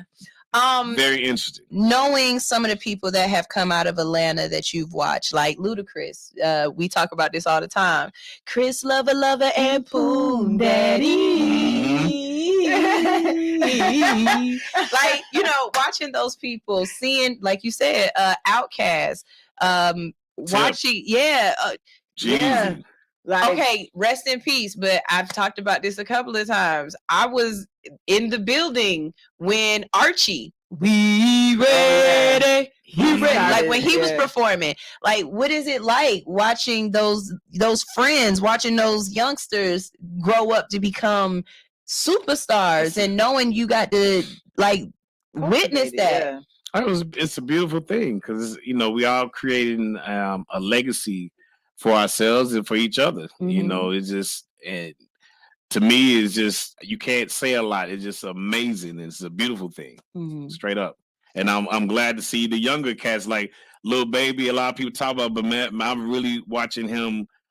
Musically, his growth is really coming, and I respect that a lot. Yeah. So let's get into the politics of it. Yeah. How do you feel? Because we've talked about Fanny today. So, how do you feel about weaponizing lyrics? Weaponizing lyrics, using them against the artist to basically. I understand exactly what you're saying. I mean, the industry is ugly anyway, right? I mean, we can take it back OG style when the whole Black Power movement was coming on, Public Enemy and all that, and that was popping. I mean, really hitting. Internet started really bubbling up, and it started taking over. And then now you're getting Public Enemy into the homes of white America, and they like, what are they talking about? These older, these senators and everybody. So they like, this is effed up. So the music industry had to start taking a change. Here comes NWA. They're like, okay, we're going to shut down Public Enemy and we're going to start really, glorifying this gang killing nigga shit. So, the industry itself is already messed up. They going to maneuver each time. You know what I'm saying? And for us, the weapon, they going to do that anyway. And they always want to make money off us any kind of way, whether it's, some of these young men got RICO charges. It's happened to them before in the game. It's happened before already, y'all. This is nothing surprising. It's not, because if y'all really look up, God dog, his name's sitting on the tip of my tongue right now. Don't stop, get it. Let me see that. Yeah, Uncle Luke. Look up Uncle Luke and his story when it comes to the federal government. Yeah, Uncle Luke is one of the reasons why y'all allowed to talk the way y'all are. Yeah, now that's true. Shouts out to Uncle Luke. He went up against the federal government to say I have freedom. Freedom of speech. That's why the freedom of speech came in a sticker. But I just say, and I just think that some of and to be honest with you too, with some of the artists that's coming out too. I mean, we know that. All that shit ain't true, what you talking about, but you got to be careful. That's just, it is what it is. We just in that era where they like, well, okay, we're going to start flipping this and we're going to start making more money off of y'all. So I'm not saying that you got to be clean and be a good Samaritan in your lyrics, but, don't get ignorant. And I think that's the point. Don't literally say what you did. Right. Y'all don't cloud it at all. Yeah, that's what I'm about to go. Don't just... like you above the law, because you're not, because they're going to always watch you. They're going to look on these phones. That's why they got technology, so they can just watch you. It's real simple. You ain't going to get away. They're going to just catch you and you give them a whole picture. You on your Instagram, with holding the money. Whatever. I told y'all. Just understand. The IRS got an Instagram, too. And ain't no hating. They can be like, oh, that old nigga. No. Hey, have some sense. Have some sense. Tony Montana would never. Don't get banged up. Hey, listen, all that tour money you end up making is gonna go right to your lawyer, and you're gonna lose out. Right, and so then 10 years later, you're gonna be sitting up here mad, probably trying to rob again. Then you're gonna be. It's a cycle, and they understand that. They know that. That's why they call it the trap. Yeah, that's the trap. That's the trap. That's the real trap. But anyway, that's game. please understand. Let's keep it moving. So for those artists, because you just said something and it triggered me. God dang it. Mm-hmm. Don't stop. Hit it. That's what's up. No, okay. So he was talking about how the music, the artist. Oh, okay. That's what my brain. There we go. Good job, Bray. Do you agree with Puffy? About yeah. That R&B is dead, that the music isn't about loving anymore, that it's just throw baby. No, I don't think R&B. Throw babies is a love song. I keep saying that. Definitely a wedding song. If you change the way it is. Sexy little bitch, sexy little hoe. All you gotta do is like he said, put the hard with the soft. Yes, put the hard words on and a soft beat. And throat baby is a love. It's a ballad. Now, if you talk about just like Nas was saying with hip hop, if you talk about traditionally, yes, it's no longer, but it still exists though. Yeah. It's just not on the forefront. It's just not the industry push. Right. Because everybody's in the industry now who's 40, 50, 60 years old, obviously are lazy and they're getting a check and they're not really the bringing out the quality well, music. They're not, that's not, and it goes back to industry. The industry controlling that. So it's going to be a lot of ignorant stuff as far as the new R&B. It's a lot of good stuff because I like Summer Walker. I like SZA. Yeah. You know, they hard to me, hard. Yeah. But I mean, they tight. The pen, you listen to the lyrics, and Puff just doing that. He's a promoter. He is, so it's always in his blood. And I don't out. never knock Puff because he don't do what he do. You know, it's no more Jodeci, which I'm a true fan of Jodeci. I'm a Jodeci fan. With those songs are gone, I get it, but it's still good quality R&B out. So do you think there's a spot for them to come back? Because like now here, like for the Jodeci types, the R&B we hear from men now, like the what's like folks dancing in the desert, in the rain, and I mean, but people's mind is not. You know why people's mind is not there? Because they got a smartphone and they don't communicate the same way no more. So that intimacy is no longer there because you're right here. You're right on your phone, so all kind of crazy shit end up happening. And you're not connected no more. You don't even party in the dance club no more. A fella don't even talk to a girl and really have good conversation because they're not trained no more because of the technology and where we are in the state. That's why you gotta get you an old nigga because they could talk. So we've got a couple of people who have gotten some deals out. You know, shout out to Glorilla. Hey, Big Glow. Yeah, big Glow. How do you feel about the 360 deal? Ooh. How you feel about the folks that I don't think 360 you got these. I'm gonna go back to this phone. The Kardashians showed us the way. Thank you. If you're an artist, they showed us the way. Use this to your full advantage. They got websites, they got everything in this mechanism right here. It's a device. I'm calling it a phone. You got all these too powerful. Listen, you got all these likes and all that. Guess where all them likes? You need to start them people need to take $1 out. All the people who like on your phone, put $1 out. $1. Yes, I heard Jelly, he said cash app us all hustle. Cash app. That's why we got a device right here. Yeah, we got a device right here, and the landscape has changed. It is changing. It's in your hand. You don't have to rely. It's right here. Yeah. It's right here. No 360 deals, none of that. I think that is not happening, and I get it. The big power ones, they put the distributed music, but you got it right here. Work this phone. You work the phone every morning. We had an artist in here who was signed to a major label for about 6 months, and he said he made way more money on his own. Okay. So, wanted the clout of a major label, but he did it through his phone. He was able to do that. So now, yeah, it's harder. You need muscle. You know what I'm saying? You need the marketing. You know, I get it, and that's where those labels come in. But if you put together a team, a savvy team. We were talking about that this morning. And work this. Look at the Kardashians. They showed us the way. Yeah. Shout out to Ray J. Shout out to Ray J. He came. We did a Crystals promotion last Monday. Yes, and he's doing the marketing for Crystals now. The side chick. Yes. And he was real cool. Good energy. Good energy. Did you ask him to sing? No. But I played his music though. Yeah, you did. I saw you out there with Superstar Empire. We had some of his music too. I saw y'all out there. It looked like a good look. It looked like it was good energy, and that was it was amazing. But the Kardashians showed us the way. We gotta them girls. Showed us the way. Shout out to Chris. Shout out to Yep, Chris. mama. She's not joking. She's not playing She's in my with top them. 3. Yeah. And it's frustrating. And I see it's not to cut you out. I know it's frustrating for a lot of artists. Like, man, I ain't got that like Jeezy and them and like who and who. But man, you really need to start putting together really good teams that you could depend on and build your own structure and really work this. I think team is a T-Pain key said, word. yeah, T-Pain said it takes $20,000 to push a song. Do you believe him? Do you feel like that? Like that's the bear. Like that's like T-Pain. He said We talk about terrestrial radio and all that. No, that's different. Yes, you on a whole different level then. But you still got to put together a team. Whether you got a tech person, a marketing person, you really got to put your own team together. Work your website.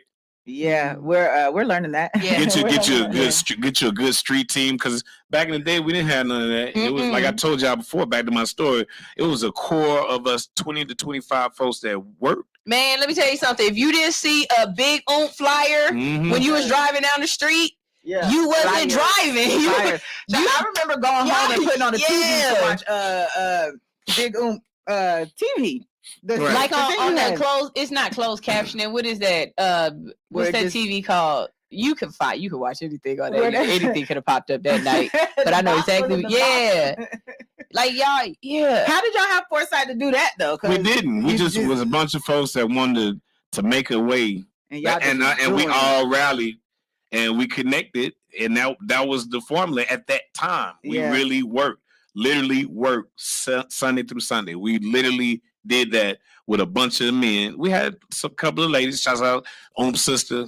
What's up, Kim? I mean, we really worked. Yeah, we really. And you look back on it, and it's different nowadays. The label ain't really it's different now. It ain't no label. We got Mixtape Mobsters, which is a site where you can stream our mixes.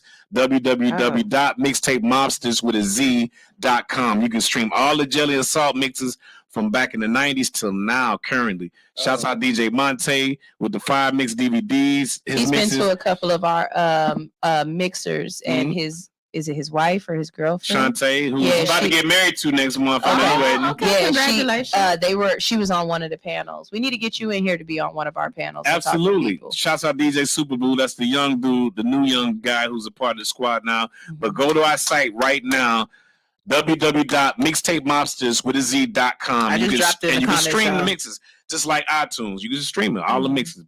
So if a DJ wanted to get on with y'all, are y'all like Drake, no new friends, or are y'all doing auditions? Like, I can turn music on and off. Can I be a DJ? Who can DJ? Obviously, it takes time. We've had several DJs that come and go.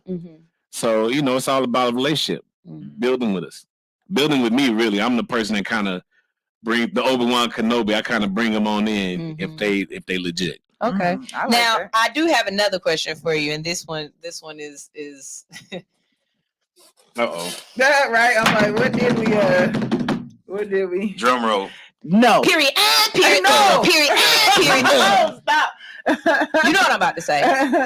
How you feel about these people that are coming in and these executives are giving them these platforms, or they're giving them these deals or whatever, and they're absolute caricatures. They're not real artists. I don't feel as though they're deserving. You know what I'm saying? Is it a slap in the face to your real artists? Like, how do you look at that? It's always existed. You always gonna have that. It's just that we can create more now because of technology. So it's always been that. It's always been that. Okay, I never thought of it like that. But back in the days, it's always been like that. But the quality is definitely not the same. And I can say that because I've been in this. So the quality, especially when you talk about hip hop and rap, and you talk about like Atlanta, honestly, from 90 to about 2005, I always end with that BMF era. It just the quality of artists was so different, and everybody had their own lanes. Now everything is basically what's the word, homogenized? I don't know what to call it. Where they smushed up and all together. It's just the same. It's like that's not excitement. Yeah. When you talk about like rap and hip hop, that's really like in the forefront right now that we're hearing. That's not exciting because everybody sound like the same or a variation of. Yes.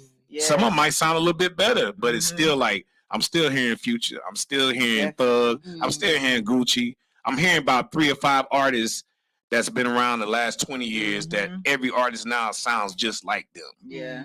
So sometimes it is what it is. Yeah, that's social. I'm just being honest. And too many people. And the kids want to, they might end up with a hit. They might end up with 2 hits, a hit album, but they don't have the longevity. So those artists like a Gucci and Future still gonna thrive. They still gonna expand. Their legacy is gonna stretch out even more, which is fine because they are incredible artists and they paved their lane. But all the artists now, they grew. The kids now are growing up on YouTube and the internet. So we grew up on actual music, which is not slapping y'all faces. Just that we knew variety. Now the kids are just growing up on what's pushed to them through their phones and through the internet. Absolutely. This is what to be a rapper is. This they had this picture of this rapper and the sound, and this is what it is. Check off so now you're hearing kids from the East Coast rapping like they from Atlanta or the West Coast or Europe. That's like, okay. Did you see the AI rapper, artificial intelligence? Yeah, right. Yeah. So the thing is, if you're gonna be an artist, you want to get the world you. And this to any artist, and you got to be different. You know what I'm saying? I ain't saying you got to be strange and on some way off the wall, but you got to understand you competing. So you got to bring you to the game, whatever that you is. You got to compete. You got to make sure that you like, damn, what did Gucci and them do, or what did Jeezy do, or what did Outkast? They were before you, and they put it down, and they still rocking. They still getting to the money. So you got to understand what came before you to get ahead. Yeah. And you got to improve on that. Lil Baby said, you did it first, I did it worse. Yeah. I like that, though. But I like them nuts like that. Like but he's paving the way. And he's definitely gonna be someone with. He's gonna be around 10 more years. Yeah, you can definitely. He's gonna be around. You can tell. Yeah. So other artists, you got to compete. You can't be. Well, I sound like Lil Baby, but I sound a little clearer to him, or whatever. You got to compete. Understand. You here to compete. No, and that's true. Before you came in, our first segment was about the difference between microwaving your meal and cooking it. You know what I'm saying? You get out there, you can have a one hit and do your thing real quick, or you could come out here and really establish some shit. And it takes studying, it takes being humble, it takes looking around you and really making a plan, having a team, shit like that. And all these tired folks that's in the industry working, giving out these deals and getting these folks money, y'all need to move up out the way. Like for real, y'all really killing it. And some of them are my personal friends, and I'll be honest with them. Like you're not really helping you're not even cultivating the talent or the culture. Right. You're not. You paying for you're making sure you're taking full advantage. Your kids going to school. I get it. You're right. It's a job, but bring something to the table. This ain't no payback time, and that's what y'all doing. So we got to get out of here because we got another show coming up. Right. There's a new show that All My Friends Radio is now on Mondays from 10 to talking nasty. I didn't know they was in the studio and I was being nasty. Oh, yeah, they were in the studio their first day and we was in here wilding out. But before we get out of here, we're gonna play Monica. Which that's a new song. $5 It's a Jelly remix produced by my dog DJ Z. And that's what they pushing. So YouTube, I got YouTube gonna fuck with me. This is remix.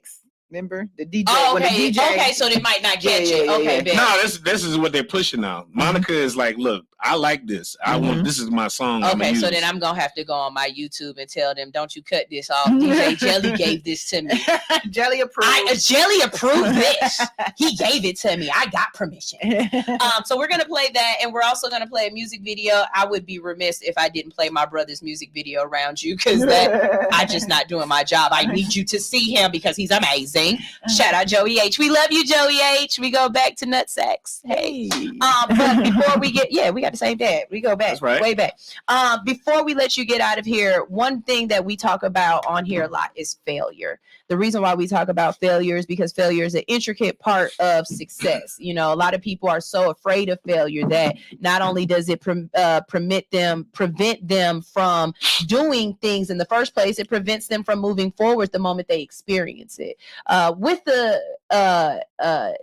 catalog that you have, with the longevity that you've had in this industry, speak on failure for us, for the people who are trying to be here. I mean, sure. I mean, shoot. I've had mornings where I failed. I have weeks where I failed. I've had years where I failed. I mean, it's a part of life. We don't want to fail. It stops a lot of people from moving forward. But man, you gotta get banged up. And everyone fails. Even the people you see, like I talked about Kardashians. Guess what? They done failed so damn much. Hell yeah. And it's about that. You fail, but you get your ass up. You hear that line, and you keep going. So that's gonna come along with it. You're gonna have the failure can happen for 1 hour. That's just very real. But you got to get your mind together. Say, okay, what I need to do to make a solution, or what is my purpose? I think a lot of times people don't understand their purpose, and even when you do that, it's gonna happen. Shit might not gonna work out right then like that. But if you don't stop, you're going to keep going. It's funny. I was talking to Chico Fuente. Speaking of him, he was talking about pushing that boulder up the hill. He said, well, what's going to happen when you stop pushing it? You're going to fall back. And it's going to run over you. It's going to run over you. So failure is inevitable. It's going to happen. Yeah. But it's about picking it up, creating a solution, learning and learning and improving. Improving. All right, y'all. This is All Hustle, No Fear. We got to get out of here because we got another show coming up. Y'all make sure y'all stay tuned. Okay, don't go anywhere. Stay right here. If you're watching on Instagram, not Instagram, because you're on my Instagram. But if you're watching on Hits 92.3 YouTube, stay tuned. I lied. They not on YouTube yet. They just started. We're not streaming. We're not streaming their show on YouTube yet. Listen on the Hits 92.3 network. You got to download the app. It's in the iTunes store and Android. Go Androids. We're about to go ahead and play Monica, and we're gonna go ahead and play my brother's music video. If we got to cut Monica off to get my brother in there, we're gonna play my brother's music video before Jelly leaves. There you go. And matter of fact, we're gonna play my brother first, and then we're gonna play Monica because Jelly got to see this little boy. There you go. And like we said, we've gone ahead and we've dropped his information in there. I say this, you guys, if you don't know about the people who have been here before you, then you are not doing your due justice as to learning your craft. You have to understand the people who came before you so you can understand where you are. Like I said earlier today, shout out to Sideman Baby, R.I.P. for life. I listen to him just about every single day. You know what I'm saying? Chris Lover and Poon Daddy. Greg Street. It's 6 o'clock. It's 6 o'clock. It's time for Street Talk. You know what I'm saying? Ryan Cameron. All of these people are the people that I listen to that helped me get here. Akini the Black Mac, Beyonce, Aloysius, Rashawn Ali. You know what I'm saying? Miss Shanika. Yeah. Like, these are all people that help me want to be here and be here. If you are an artist and you don't know about artists and DJs, you are not doing what you need to do to be who you are. Okay. So again, I say, like, I'm almost close to tears just because I'm thinking about how far I've come. You know what I'm saying? To have Jelly, like, Jelly don't feel like he's royalty like that. He said it, you know what I'm saying? I'm letting hip hop royalty, but he's saying it so humbly. Like, he ain't saying it like, you peasants. You know what I'm saying? He didn't charge us $500 to come here. This man got up out his bed and just really showed us love. So this is All Hustle, No Fear. Here is Joey H with Zoom. Zoom to your passion.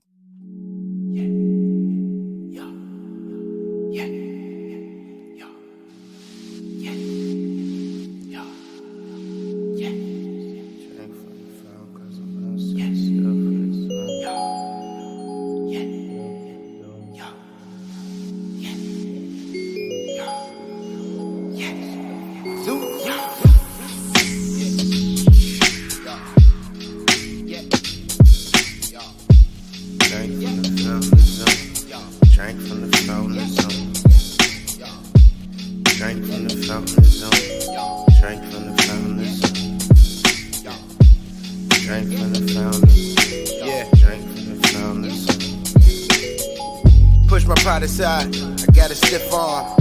Inside my mind, I wandered the wrong. See inside my eyes, I got the fire to ignite the sky. These better days, I put them kind of lies. Tread lightly in the water. I could've drowned trying to chase waves in the dolphins. Gotta make way through the shade to the garden. Like for me, a bunch of dope plays, then exhaustion. Drink from the water. Drink from the water. Drank from the water in the fountain for the Zoom, though the sign said caution. Cotton candy clouds and the cherry stem kisses. Racking up the long flies, come with swung misses. Never took an L and fail, live my whole life gifted. Change the one who changed the world, been my whole life mission. Whole time shipping. Diaries abroad for the world, do adore who you are, name slipping. From the windows to the wall, I'm a ball, put 40 on the board till sweat drop down off my forehead. Yeah, carrying the torchlight. I ain't got the answers, but I got the foresight. L-Bell, 45 yards, it's a short night. Gotta win a day, then win another 4 nights. Tour life, trying to get these books, selling chapters. Tales for the kids, so it's do or disaster. These lines for the tweets and lines for the captions. I give them hella game, so to me it's ass Madden. I'm stat patting, they stat cashing. Waving for the gram guy, zoom for the kids and zoom from within. We drink from the fountain, experience the world, never know what all can happen. Zoom full of passion, zoom to my passions. Zoom to my passions. We just zoom to our passions. Zoom to your passions. Yeah.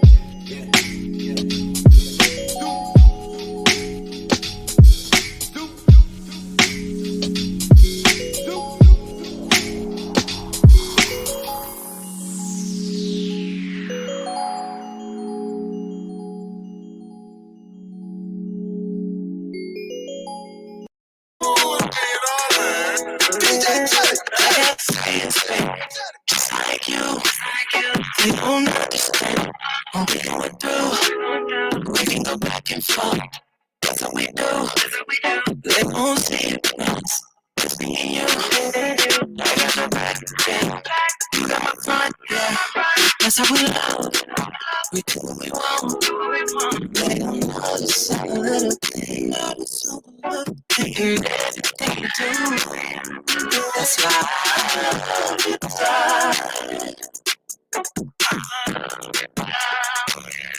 And there's nothing they can do about it, baby. That's why I love you, baby.